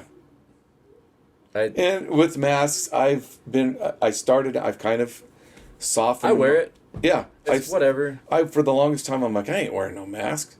I don't care. But then one day, I walked into the store, and it was this gal with her kid, and the look of terror everybody's getting it on this lady's face because I didn't have my mask on. And I was like, wait a second. I'm in here for 5 minutes.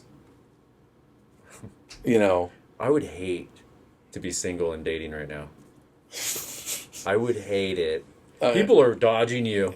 I'm not even remotely... I'm single, and I'm not even remotely... I would hate it. It's... How do you do it? Instead of being asked, have you been tested for STDs, it's, have you been tested for COVID? Yeah. You got the Rona? You got the Rona? Yeah, exactly. Okay, we can sleep together. But, hey, you know what? Greatest pickup line ever now.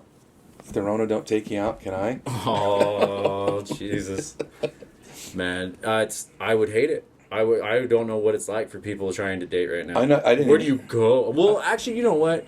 This actually might be the best opportunity for people to date because you see somebody's true side and what they can come up with. If somebody's willing to take you out and sit under the stars that by 6 feet apart, or like on a picnic or something. You know, if somebody's willing to take you out and do something with that effort right now, I think really what it's going to do is it's going to bring back the traditional creative date, picnic, walk in the park. You know, ladies, take knives with you so you don't get raped. Yes, please. God, that shit happens way too often. Because guys are fucking stupid. Oh, I walked. One of my wife's friends came with us, and she has this backpack, and we were going swimming and stuff. She's like, "Oh, check out my knife I have." She pulls out this big ass fucking buck knife. That's not a knife. Her backpack, I'm all, and my first words were, "Atta girl." You know, I was like, "Good girl." But yeah, as a father of a daughter, yep, same. Even though she's married now, really good kid. Even though he's a Celtics fan. What's that supposed to mean? Just kidding. I told my daughter from the get-go, when you start dating, always carry a knife. Always carry something. Something. You know, I made her train self-defense. And, you know, she's 5'9", brick shit house. Yeah. You know, stronger than ever. So I think the intimidation factor of any guy that she's potentially would have dated was, would have been fearful. But, you know, if somebody would have tried something, I think she'd have been okay. But there's not a lot out there. There's not a lot. It's just send them out. It's more of the awareness. Yeah. Nobody's aware anymore. No. Yeah, girls will walk right to their car without even looking up from their cell phone. Yep. Sit in their car without locking their doors, and they can be taken in 2 seconds. And 2 seconds. And nobody will know. Because nobody looks up from their phones anymore. And that's one thing is like, I know with my daughter, as soon as I had her, I was watching a lot of things from fathers of daughters, and it totally has changed my perspective on women. You still have that animalistic, oh, this lady's really pretty or whatever, but it's such a more respectful tone. So for me, being around my daughter, having my daughter and all that, yes, you change your whole outlook. But as they get older, you change your whole view of looking at, like when my daughter hit high school, it used to be, and every man has done it, group of high schoolers walk by, we all stop and look. Mm-hmm. For me, it was, those guys are my daughter's age. Mm-hmm.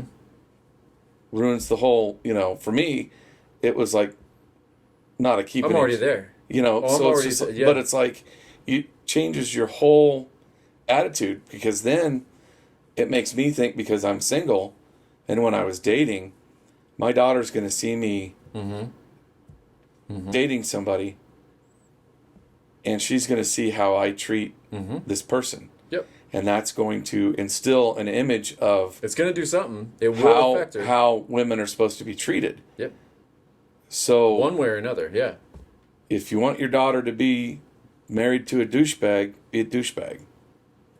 Plain and simple. Or be overbearing. Be overbearing and be upper ass, wanting to know where she's at every second of every day, because that chick is gonna run to the first man that will give her some freedom. Yep, and or woman, or whatever floats her boat. Yep, and I had for a long time had to really adjust my attitude and the way I saw things and the way I treated people around. Well, both of my kids. Because we're their role model. Athletes, this and that, they're just people passing by. Family, relatives, friends. That's where the kids, I believe, get what, how they're going to be. Your environment, of course. And as a man treating a woman like dirt, your daughter's going to get the same thing. Yeah. Or do the same thing. Your son's going to do the same thing. Yeah. And I'm lucky both of my kids are that's good. Pretty darn good. I watched an interview with Sean Astin dude that played Rudy. Yeah. Played, yeah. And he put something in a way where I was like, whoa, woke me up. And he goes, my daughter, and he didn't realize it, I think, until she was college. And he was just saying how she didn't feel safe. And he said he felt like he failed his daughter. That was the moment he felt like he failed his daughter. He never taught her how to protect herself or be aware. And this is where that awareness comes in, what I was saying, is that he's put it like this. If you or I get into an elevator and it's dark, it's late at night, and there's a girl in the elevator with us, and we're on our phone, you're probably thinking about the hockey score or who's going to be playing, or I'm probably thinking about who I'm interviewing or what movies or whatever. What that girl, for the majority of the times, what she's thinking about is how close is he? Does he have something? Is he going to, what is he going to be creepy? And you notice their posture. They get close to the door. Yes. He goes, everything they're carrying. Yes. He goes, this is part of that anxiety build. Yep. That goes on in their brain. And it's this climactic, emotional stress. And then that guy leaves and nothing happens and then they come down. But still, this thing, while you and I just were like, yeah.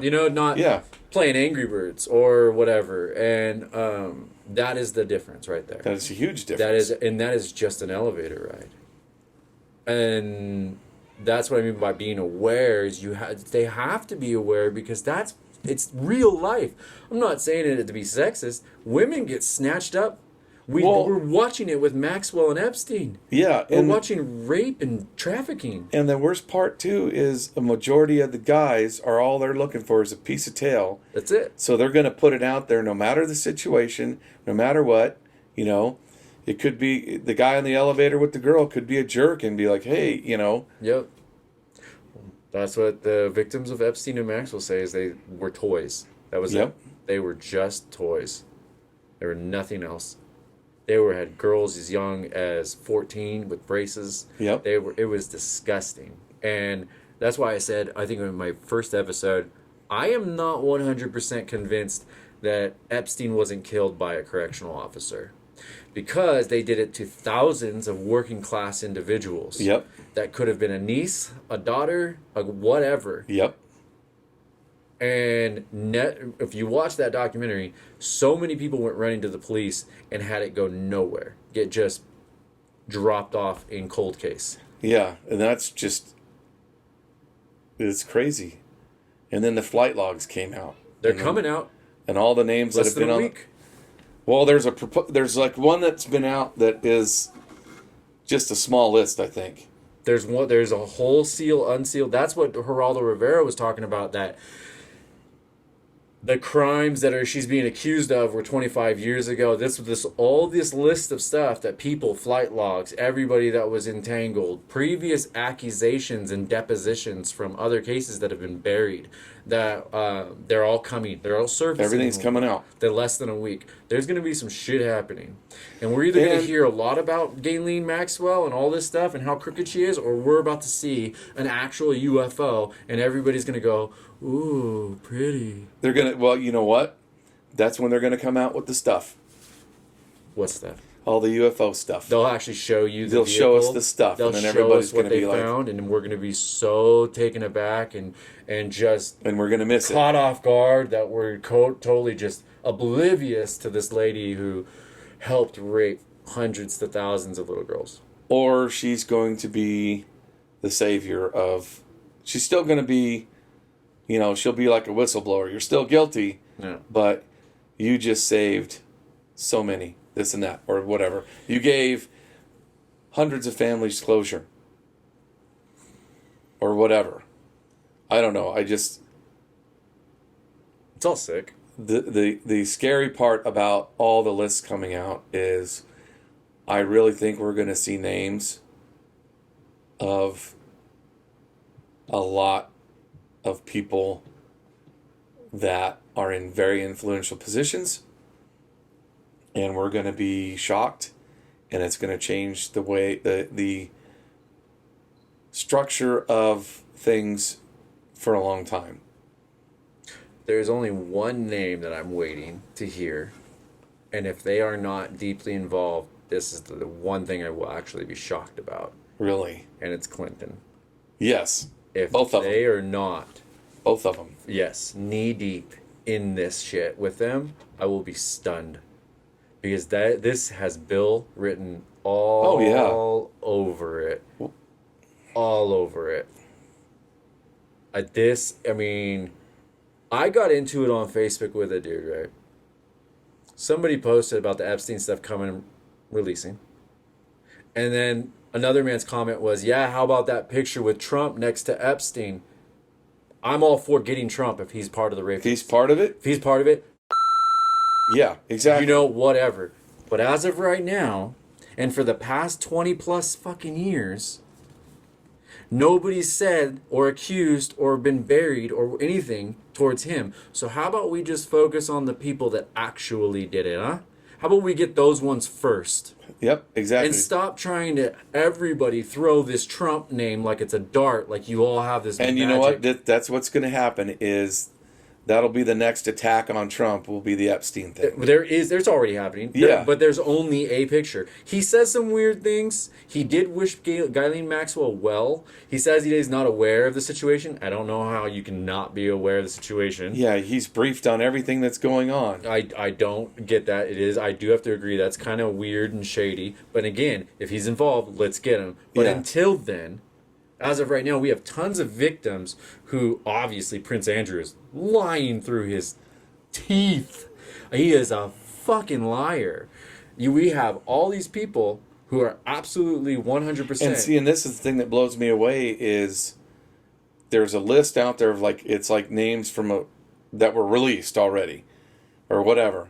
And there's a lot of world leaders on this list. And that's why we haven't heard it yet. And it's like, oh my gosh. There is a lot of hush-hush. And that's where we come back to the conspiracy theory. That's what your conspiracy theory is. It's not like this giant shadow government in cloaks behind, it's these people going... a bunch of goddamn pedophiles. Hey. So, that party that we attended at Epstein's last week when we got really fucked up? You say a word about it, I ended up banging one of the girls that he had there. And didn't realize she was underage, nor did I realize he has cameras in his house everywhere and has recorded it, and now is holding it over my head. So if we don't help him get out of this, we're all dead. We're all fucked. Yeah. This was just an actor portrayal. Yeah.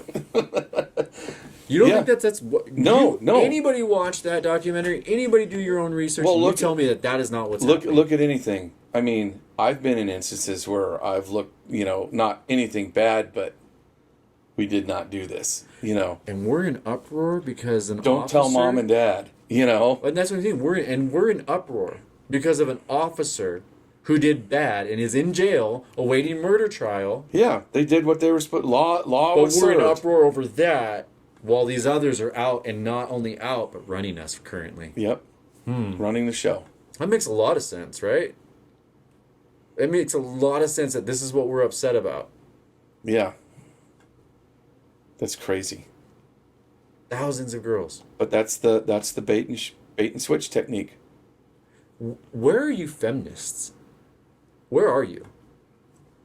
Yeah. Where are the feminists Where is coming the out of uproar? the fucking closet? Where's the uproar from the the missing children organizations? Where's the uproar from?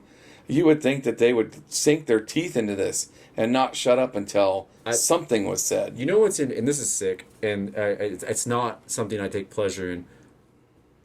I have a burned image in my brain of a filthy, greasy, gross politician banging a little girl who's crying, wanting to go home. Thanks. I'm telling you this because I think everybody should have yeah, that no, in their I'm like, head. thank you. That's what because that is what happened. Yeah.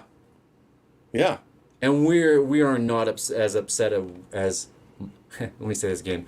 We are not as upset as we fucking should be. Yeah, it's not upset is not the why are we not losing our shit? Yeah. And going Karen. Or why are we this? losing our shit about the right things? Yeah. because we're told to what to lose And our again, shit I'm about. going to say it again. Black lives do matter. Everybody's life matters. We all matter. Everybody was in solidarity. I agree with you. George Floyd should not have been killed. Not that way. Breonna Taylor, not killed. That officer should be arrested. I agree with it. But the number one story, you all are being coached. Yep. We're all being... This is a... Once this thing hits and comes out, this is a world-changing event. All I have to say is I'm happy that so far I've seen no resistance from the judge to be very strict on we're releasing these documents. Yeah. We are not allowing her bail. Bravo. Yeah. Thank you. Because I guarantee Thank you. she'd have disappeared. Well, and that judge, whoever is running the show there, their lives are probably at risk right now. Yeah. But it's got to take somebody that is willing to put their life on the line to Female balls, male balls. I'm not sure who the judge is, whatever, but it takes balls to stand up to these types of people. Yeah. Because the evil runs deep in them. Further than I think we're ever truly going to know. I said this before, that island. Have you seen the documentary? I asked you this earlier. I haven't watched it yet. It's in my queue. Watch it. It's 4 episodes. That island is something that people try to visit, like you and I, once in our lifetime. Just to vacation there once. That was his playhouse. That was this guy every had weekend. Stupid Everybody in the know went. I just talked to my wife about this. It totally dawned on me. When you watch that documentary, Epstein was a big investor in Victoria's Secret and with Abercrombie and Fitch. I didn't know that, but that's how he got started. Well, part of how he got started, I was sitting at my desk going, holy shit, when I worked at Abercrombie and Fitch when I was in high school. I remember they just had finished up a lawsuit about selling junior thongs for little girls. Wow. Like little girls. And they had just settled it and they weren't selling them anymore. And I don't know if they're related, but... Wow. You kind of wonder, Epstein, little girl thongs. I mean, that's what was where his money was. And that's what, 10 years ago at the height was his thing. He liked them between that age. He did not like them, I don't think, anything above 19. Jeez. It was sick. That is sick. It's very, very sickening, and we all should be a way more uproar than we are right now. Well, a lot of that, the reason of that, too, is we don't want to believe that there's that type of evil in the world. No, of course not. Nobody does. Who wants to? Terrible dictators that go and they genocide and everything. We're okay with that. Not them doing it, but that's, we can go on Call of Duty and shoot up people in half, and pretend all the day. But somebody that preys upon little girls, little boys, teenage girls, women, no. Well, I'll put it this way. He's an upstanding politician. He wouldn't do that. If this were Walking Dead days, or if we were in the actual, Walking Dead, those would be the people that everybody rooted for Rick to kill. Yeah. Yeah. Everybody be on board for killing this guy. Yeah. If it's a show, it's funny how that works. Yeah. When you're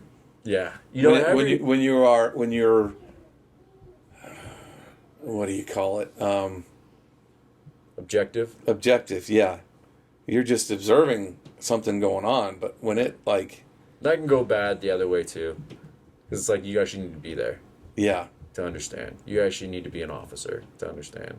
One of the reasons I like McCain so much when he was running, and again, one of the reasons, I'm not saying he was the best or whatever, but one of the reasons was because he knew what it was like to hold a rifle, and he knew what it was like to hold a pen. See, now, I grew up with him leading our state in Arizona. So we got to see him in his political prime. Towards the end, it was not the same guy. He kind of went radical. And I don't know if I think just age gets to you after a while. I don't know if it was the brain cancer was causing things or That's whatever. why I say there needs to be a cap. Yeah, but he was really, and he, like you said, used a rifle and used a pen. He did a lot of good. I think as he was getting older, as his health was declining, I really think decision-making ability was being affected. It's just my, opinion or whatever. But, you see just our grandparents. You see how age affects them. I'm 50 years old and I'm sore all over the place and I'm starting to forget stuff. So I know, and I look at my dad who's 78. I see, so as he was getting older, I think his effectiveness was going away and his decision-making ability. I can see that. I can see that. I see that with all these. Oh, I see it with Pelosi. I see it with Biden. Biden. I'm gonna beat Joe Biden. I really think that he's gonna get up and go, my fellow Americans, or we're gonna wake up on one morning and the Democratic Party is making an announcement that, our presidential candidate passed away last night. So, can you give us an extension? We need to find somebody. You know that have you ever seen that meme of Homer Simpson where he backs into the bushes? Yeah. And that I cannot think of anyone else but Hillary Clinton ever since Trump got elected. She just kind of disappeared other than her trial going on. Yeah, well, I think that's probably why. Or is there a trial? There is a trial going on, right? I feel like it's being postponed. Because we don't talk about anything. We don't talk about it. Postponed. Yeah. Because we're going to wait to see. Somebody was saying, I think my buddy who, he's a legislative analyst in the Capitol. I think he was saying that Blackout Tuesday that everybody did on the social media was also the same day that were the Hillary Clinton hearings. There was something going on. Her hearings were going on. Something was happening, and it was the same. Yeah. That family, man. I always say it. That family is going to be, at some point in my lifetime, we're going to read a book about that family, and it's going to be as corrupt or worse than the Kennedys. Yep. The entire Kennedy family. I'm talking Ted. Back. Yeah, I'm talking. And the crazy thing, though, is some of the Kennedys were pretty effective politicians Effective, I think, for the new shift in where our nation was at. Yes. Exactly. I think it was more that appeal, that charismatic, and everything before him was more who's going to get the fucking job done. Yeah. And then we're back to that. We're back to face with who's got the face and who's going to get the job done. Well, the scary thing about politics now, though, and it's been that way, I think it was Obama's election really showed anybody but movement. Yeah. Put anything in there but a Democrat. Put anything in there, more of put anything in there but a Republican. See, I think if Hillary didn't run, Trump wouldn't have won. No. I think Hillary won that one for him. Yeah. I think we all despise that lady so much. I think the Electoral College was like, if we get behind her, we're fucked. Kind of like we are all slaves to this woman. Mm-hmm. Or we're going to be, you know what I mean? Like to this administration. I think that's the way it was looked at. I think she won that election for him. I don't know what's going to go on with this one. Yeah, I don't know. I'm not going to put it past the fact that we might just see a total blowout with the, who's the libertarian that's running or something. So many people might just check the other box. Yeah. Or what's his name? But you know what I mean? We might just see a total, who? Yeah. Ted Nugent. Yeah. Adam Carolla. I think we need Adam Carolla. I think we need a dual presidency, Adam Carolla and Dr. Drew.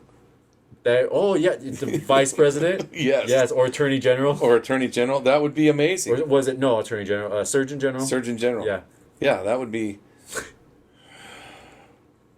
That would be. They'd keep each other in check. But Adam Carolla's got that level head, but also that, you're full of shit. Yeah. You know, you're just full of it. You know, and... Have you read The Coddling of the American Mind? No. I just started it. It's interesting. Enough people talked about it where we've like led our youth to become here, you know, type of coddling them and teaching the pussification of America. Yeah. Sorry, I didn't mean Snowflake. Snowflakes. Everybody gets a trophy. Oh yeah, the lady that made feeding hundreds of thousands of people all the time. It's sad. Putting money back into her neighborhoods. How about Black Lives Matter spray painted all over the 54th Regiment monument? The 54th Massachusetts Regiment.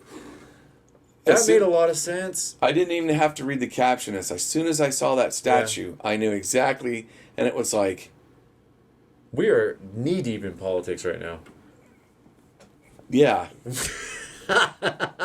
But you can't get away from it. It's so prevalent in our lives. We can't.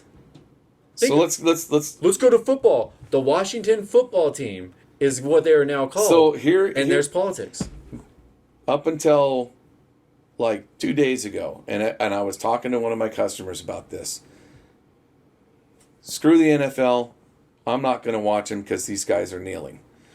Screw the Major League Baseball because they all knelt on opening day. This is what they were saying. No, this is how I was thinking. You were saying, okay. And I'm sitting there and I was like, man, now I'm forcing myself to not watch the things that for my entire life that I've loved. Yeah.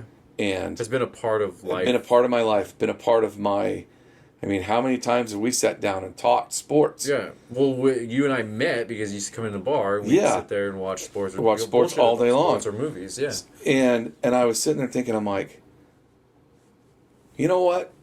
I really don't care that Kaepernick is kneeling down. I don't care. You know why that and any of them are kneeling. I don't care that they're putting Black Lives Matter on the fields, on the. I don't care that they're playing some new black national anthem before the national anthem. You know why? Because I can start the game 10 minutes into it. If you really need to pause that. Yeah. Yeah, or if you really need to not watch that. It's not... I can get past all of that because I want to watch my sports. I miss my sports. You know, I can get past everybody kneeling or whatever because that is the reason why America is here. Correct. We have the freedom to do that. Yep. I don't agree with why you're doing it or that you're doing it. But you don't have to. But I don't have to. Yeah. And that's what's beautiful. I'm going to watch my sports because I can look past that now. Yep. You know, I had that epiphany like... See, and that's what's beautiful about you and me and our friendship is mine is parallel to yours. I don't... It's not that I don't like it. I actually see it as, you know what? They could literally be standing up, going, the flag. Exactly. Like this. But instead, they're dropping a knee. They're still dropping a head. They're still listening to the anthem. They're still showing some respect. Yes. There's still that involved. So there's still some sort of, I am here because I'm in America. I have the opportunity to do this because I'm in America. Yes. You know what I mean? There's still that. So that's where I thought about it long and hard. And I see a lot of people. And I actually have a buddy who's coming on who's total, I'm not watching NASCAR. I'm not watching NFL. That's a hard right. That's a hard right thing. I don't watch NASCAR because I don't. It's not my thing. Boring. Yeah, but I'm not going to ban the NBA. I love my Boston Celtics. I love watching football. I'm not going to ban any of this stuff because they're doing that. Because that is what this nation is about. We have created something where they can go and do that. Whereas if they did that in China, or if they did that in any other third world country, we wouldn't see them anymore. Off the field and into a cell. They'd be turned into vape pen juice imported over to the U.S. But that's the whole thing is you're allowed to do that. You're allowed, and you know what? If you're not flipping off the flag or whatever, More power to you. And you know what? use The your fact platform. that they did it all opening day, made their statement. I haven't seen any games since then if they're all doing it still. But they did it. They showed their solidarity. This is what we're doing as a league. Mm-hmm. This is what we're doing as a team. You know, and there's one guy on the Giants that didn't kneel. And they made a big deal out of it. I'm like... But he still held the rope. He still held the rope. He still had his hand up. Yeah. He said it was some sort of... He's done some research, and it was a sense of Marxism. And that's... And you know what? In that same aspect, to each his own. Yep. If you've done the research and that's how you feel, then by all means, you're still showing respect, but you're still doing your thing. Yep. And that is fine. That is where we need to get. It's people like the people that say, I'm not watching. Those are what keeps us still alive. It keeps it alive. And I have a friend that is so hardcore like that it's like, how can you spew so much negativity and hate without driving yourself crazy? He's since moved down a state, and his influence on me was, you know, you are with the company you keep, you know. Yeah. And even my son was like, Dad, you don't pop off in anger all the time. You're not doing this and that a lot since he moved. And I like, yeah, you're right, because I'm not. That feedback. We're not feeding off each other, and I know he's good. If I ever said that, I watched football today. Oh, screw that! You need to ban it. Cool story. Yeah, you know, I'm just like, cool story. Have you banned it? Nope. No, has he banned it? He does. Well, good for him. Yeah, good for you. Good for you. You know, and I used to call him on his stuff. You can't wear Nike anymore. Why? Oh, okay. Well, if that's the case, then being that you play hockey, Nike owns these brands. You getting rid of that equipment that you use? Yeah.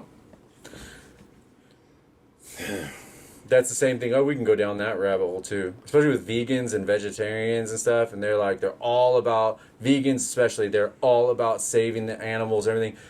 Hardly any of them actually look into where their clothing comes from. Yep.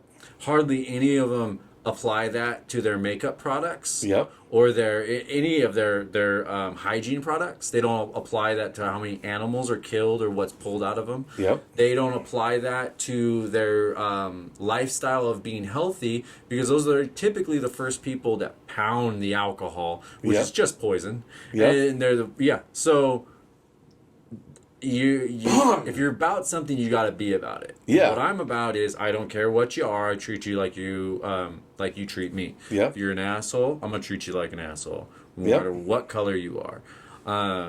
That is it. That's it. Yeah. There's nothing else about it. Like, I've always felt that way, and I grew up with a mother who really, she didn't get to see the civil rights stuff very much. She was born in 1962, so I grew up with her. She was real neutral, light-hearted, and loved everybody, and didn't see color. So I didn't see color. I didn't see sexual orientation. It's a really very, very weird life we're living right now, and it's all filled with eggshells. And the really scary thing is the American white male is the vision of pure evil for the rest of everybody. At this point in time, You know? I mean, it's a real easy thing to say, what are you, racist? Yep. And then all of a sudden, are you? Yeah. What are you, Jason? You racist? You know, and it's like, all spotlight's on you. Yeah, exactly. It's real easy. And just you saying that, it's like, yeah, I'm uncomfortable. Like, I don't know racist. Then all of a sudden you're. When the reality, and that's where politicians get fucked and screwed, is they try to backtrack. When in reality, like what I was saying, is somebody like Adam Carolla would go, fuck you, you know I'm not racist. Yep, exactly. You know, and then all of a sudden that shit gets nipped, and then it's like, oh. Yeah. And nobody knows how to act around that, because nobody does that anymore. Yeah, nobody knows how to react to being shut down. Because that's exactly what I would say if somebody called me racist. Before Cosby got popped for his bullshit, I was like, wow, I really love his show. I've read some of his fatherhood books. Oh my God. It was grew like, up listening to his comedy albums. Yeah. And then you Richard Pryor. I mean, I never saw color. Yeah. Never. I still to this day don't. We got yelled at just as much for listening to Red Fox albums or Richard Pryor than George Carlin. Than George Carlin. Yeah. And Lenny Bruce and those guys. Man, it's just a weird time. And like I said, we're almost right back in the 60s. Oh, if the 60s are coming back, can we bring back the Rat Pack and the MDMA? Yeah. That wasn't 60s, was it? That was more LSD and... 60s was pills. MDMA didn't come in until, what, 80s? Yeah. 60s was Black Betties and Quaaludes and Johnny Cash stuffing pills in his guitar. And oh, man. Heroin. Heroin's been around forever. Ever.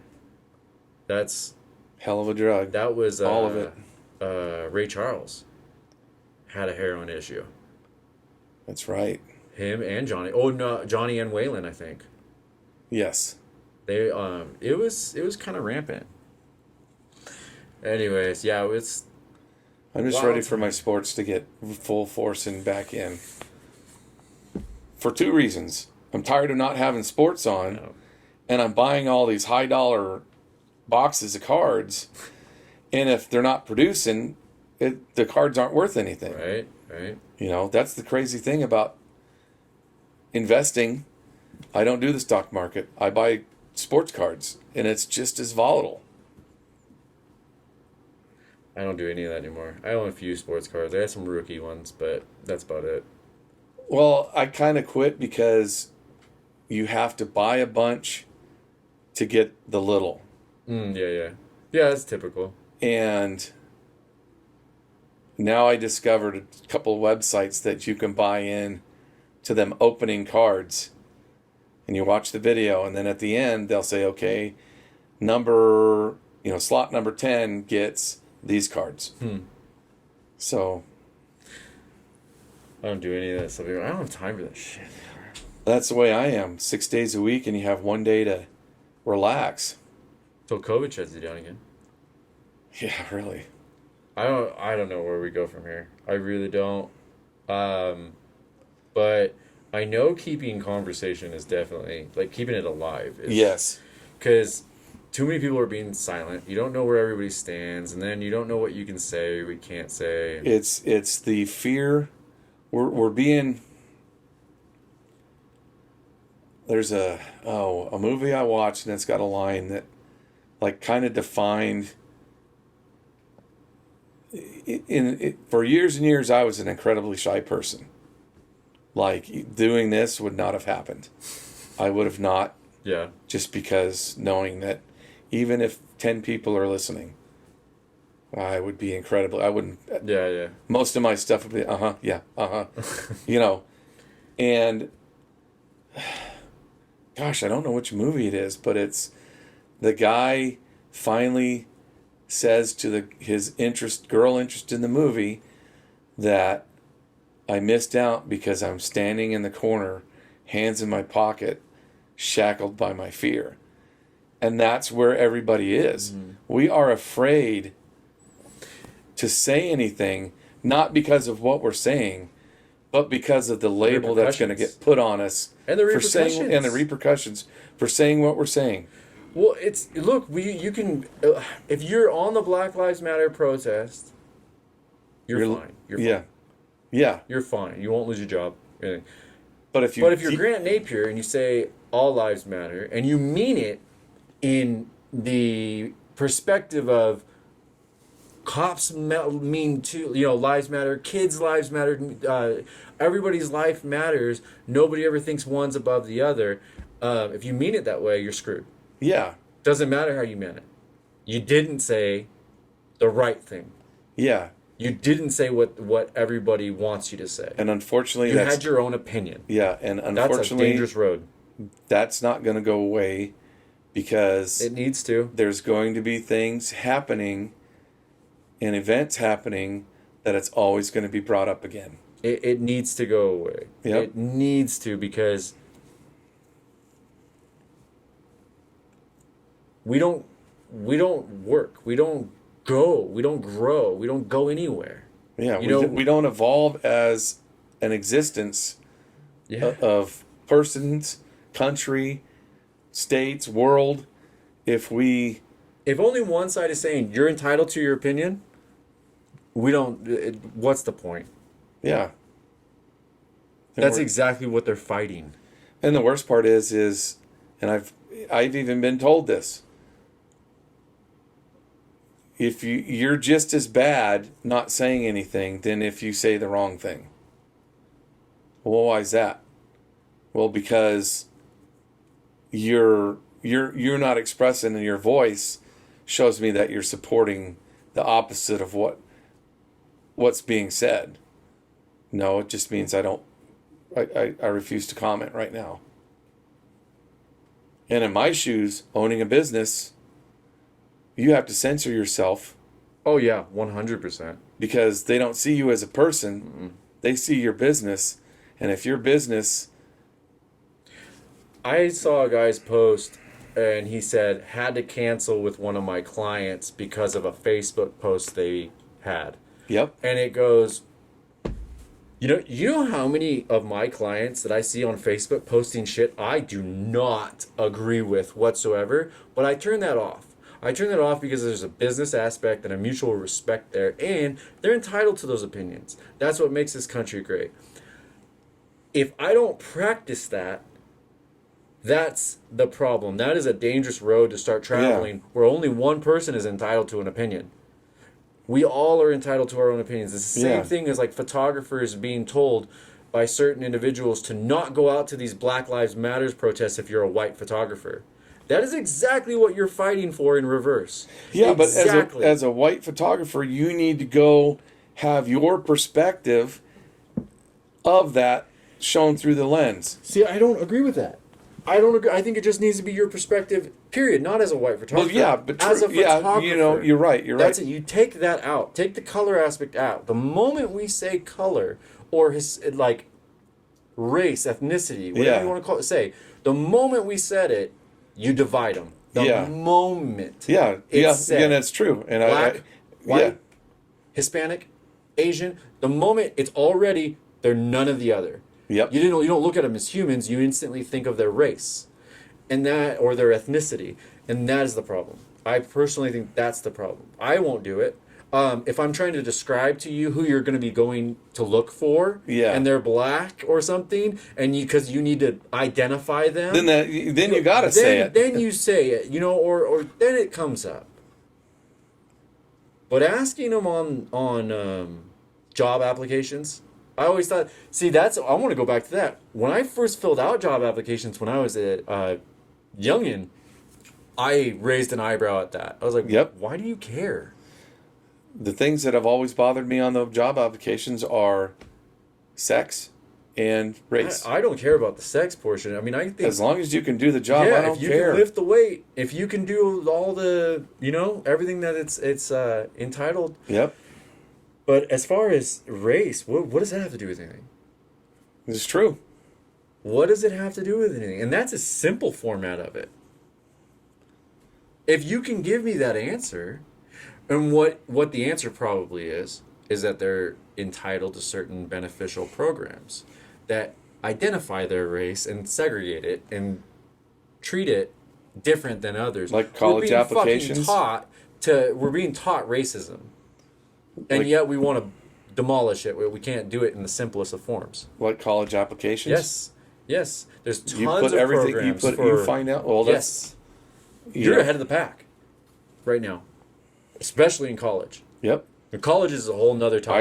I remember my grandmother saying, when you go to college, remember you guys are like an eighth Indian, Native American.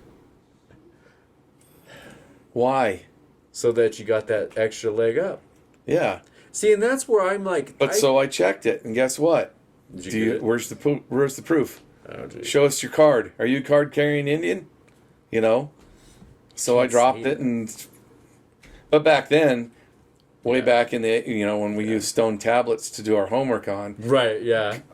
A semester of college was only like $400. So... Yeah, that's right there. Right there, it's the segregation. I would have a problem with it. I have a problem with checking any of those boxes now. Yeah. I would definitely have a problem, no matter what, I think, if I were raised in a very poor household and somebody said, "Oh, well, you can get this scholarship because you're black." What? I'm You not can get getting the scholarship because you're Asian. You can get the What? Yeah. Isn't that what you're all fighting for to not happen? But it benefits in the real world, they're going to check the box. Most will. Because I think the people that need unfortunately, to wake up will not and go, "This is wrong. This is like not okay." like when my daughter was applying for colleges, I told her, I said,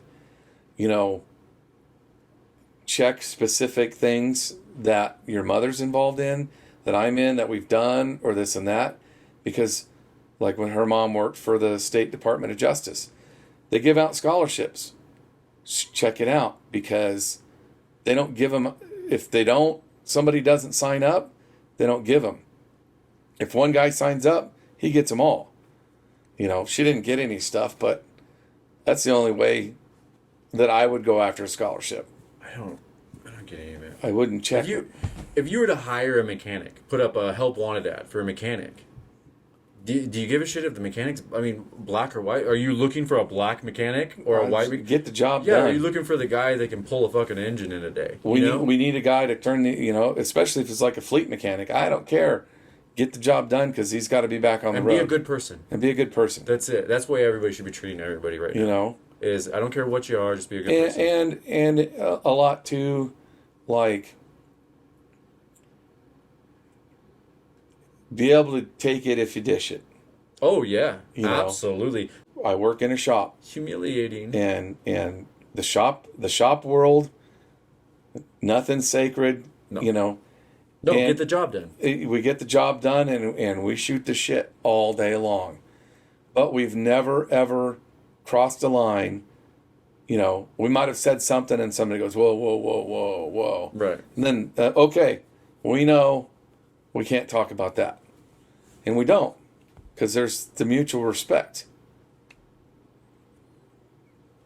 Well, I think we filled up a good amount of time. Really? At least get a good thought of. Oh yeah, definitely. I don't know what else to talk about. Sports are coming. That's it. We're just. I'm very interested. It's a build. That's the. Baseball's doing it. Hockey's starting up.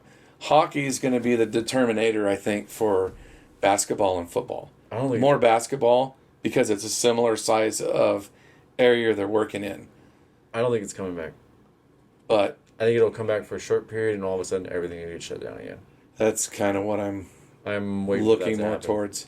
I think they want to get closure on the hockey season because everything was so close. And like for Stockton's hockey team, middle of December is when our first tickets they're supposed to kick back up. They're still taking my money for my season tickets. Well, we'll see. But I'm still operating under the fact, okay, hockey starts up. We'll see. I've been watching a little bit of I've been watching a little bit of basketball, and it's starting to break back in. They're in the bubble.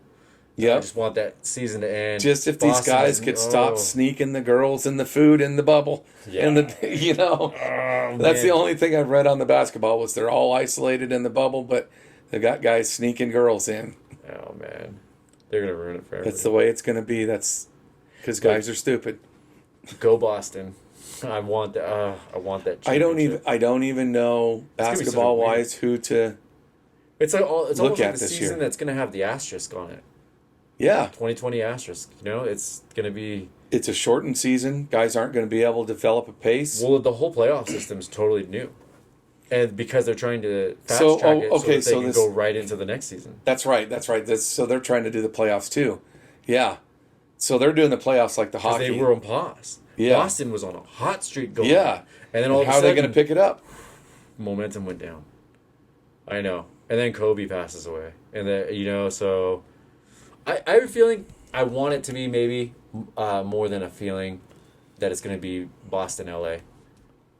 They need to throw it back just for that. Yeah. That would be. Anyways, that would be awesome. Well, thank you very much for this whiskey. And no worries. Coming up, I know we just filled this fucking time with politics, but it's really nothing. We'll do something else. Yeah, we'll talk more food and sports next time, hopefully. Taco trucks, beer. Well, there's going to be plenty of stuff to talk about, especially with whatever comes up, whatever surfaces out of a lot of this stuff. Watching Joe Biden's going to be real interesting. There's no debates. I'm still taking a break on all of that just because it's the only we have left. I mean, I'm watching things between Tosh.0 and Cops reruns and whatever I can. I watched all of MASH. Show would never be able to be produced now. What? Watched all of MASH. Oh, yeah? That show would never be able to be reproduced. You know, watch a lot of older movies, and it's like, that they won't do that one now. Yeah. Well, they've got the New Mutants coming out. Have you seen that? Well, supposedly. Disney Plus just released a bunch of Marvel movies. It's a new era. No movies are going into the theaters anymore. I don't think we're going to see many theaters left after a lot of this. It's Netflix, Disney Plus, Apple. Well, the thing is the buy rates on the at-home movies are higher than going to the theater. Why not? You can pause it and go to the bathroom. Yep. You know, you can. It's it's a new way of watching. Rent a movie for $5, pause it, eat dinner. Tom Hanks has that new naval movie coming out. I want to watch that one. That's only Apple. Yeah, and I don't have and it's like all the streaming services popping up with all their specific series that you're doing. You can get in trouble. I'm spending like $90 a month just on subscriptions to watch these stupid shows. We've got, we jumped on that plan with Disney where you got Disney, ESPN Plus, and Hulu all for like $7.99. Yes. And it was perfect because I can watch fights. We have Hulu. We have, which nobody's talked about. Dana White's doing fights. Has nobody talked about Mike Tyson's coming back? Oh, Mike Tyson's fight is going to be ridiculous. Ooh, I am going to be watching. Which brings up like a kid. Which brings up the greatest mask meme that's ever been done. The Holyfield one. Thanks, Mike. His mask hanging off. Who do you think wins that? He's fighting Mayweather? No, he's Jones Jr. No, Roy Jones Jr. Yeah, I think so. Oh man, Mikey Tyson. Have you seen Mike? Mikey, look. Here's the thing. He's older. He's a little bit more brittle. He's probably going to be slower, but the power will still be there. But do you still want to be hit by 54-year-old Mike? That's what I'm saying. If he connects, if he can be quick enough to dodge and land that punch, I could see Mike winning. If he takes a few shots and cannot dodge and cannot be quick enough, because you watch old Mike Tyson, because Mike moves. He moves. Old Mike Tyson couldn't take. It was, yeah, he couldn't take a flurry of hits either. He could take one or two. Can't now. If he takes a few quick, powerful shots, I could see him getting thrown off big time. Yeah. And I could see him eating his own phrase, everybody's got a plan until they get hit in the face. It's true. I could see that going bad for him. I'm surprised that they're letting him fight, but I'm also happy. He's kind of like a Rocky story. Yeah, yeah. I think it's gonna be great. I think it's what we need. Yes. I think it's the break that we need. Yes. Just like when is it coming? I don't know. I'm gonna look it up real quick. But I agree with you. The first fights that Dana White had on the island, I watched it. I paid the $64 because it was like, man, it's something to do. Man, I'm like inebriated texting. September 12th. That's not close enough. Pushing it. That's pretty close. There's a couple really good UFC fights coming up. That's in 2 months. Yeah. Ooh, buddy. I'm gonna watch that.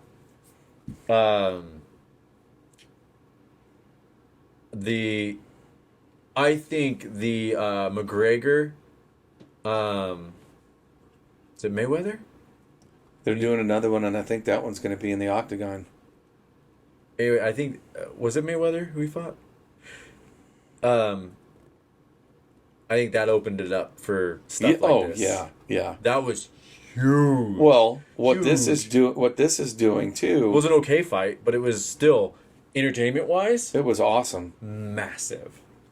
It was the best thing of the Mayweather McGregor fight was the ref. If you really look back at it, is the ref Constantly having to remind, but wasn't penalizing him for it. He was like, hey, you know, it's I know boxing. this. Yeah, so that's nice. But that's because it's motor skills. Yeah, it's left, right, knee. Yeah, you know, it's like putting a seatbelt on. Yep. You don't even realize you do it. Yep. You know, it's my buddy got in the car with me once, and we were just killing time, so we just jumped in the car, and he did that, and we were just gonna sit there for a little bit, killing time. I do it all the time. And he goes click. And I brought it up to him. I said, we were discussing something. I said, you put your seatbelt on. And he goes, oh, I didn't even notice I did it. Because it's motor skills. It's a muscle memory. Yep. So when McGregor would do that, when he would do his combos, all of a sudden his leg or knee would want to twitch. Yep. So, yeah, it's going to be interesting. Tyson's, I'm ready. Tyson looks good. I've seen his sparring. He looks good, but he's so 54. Yes, this is true. And he's not as fast as he was. No. His speed doesn't need to be in offense. It needs to be in defense. Yes. His power needs to be in offense. Yep. His accuracy and power. That's it. It's going to be good. Yeah. Anyways, well, again, thank you for the whiskey. Thanks for coming up. We'll talk more, too, when sports kicks back off. So go Boston. Yeah. And until next time, huh? Sounds good. All right, buddy. Thank you, everybody, for tuning in. Stay tuned. Follow us on Instagram. You can go to our Facebook at Morning Brew Podcast. So until next time, we are out.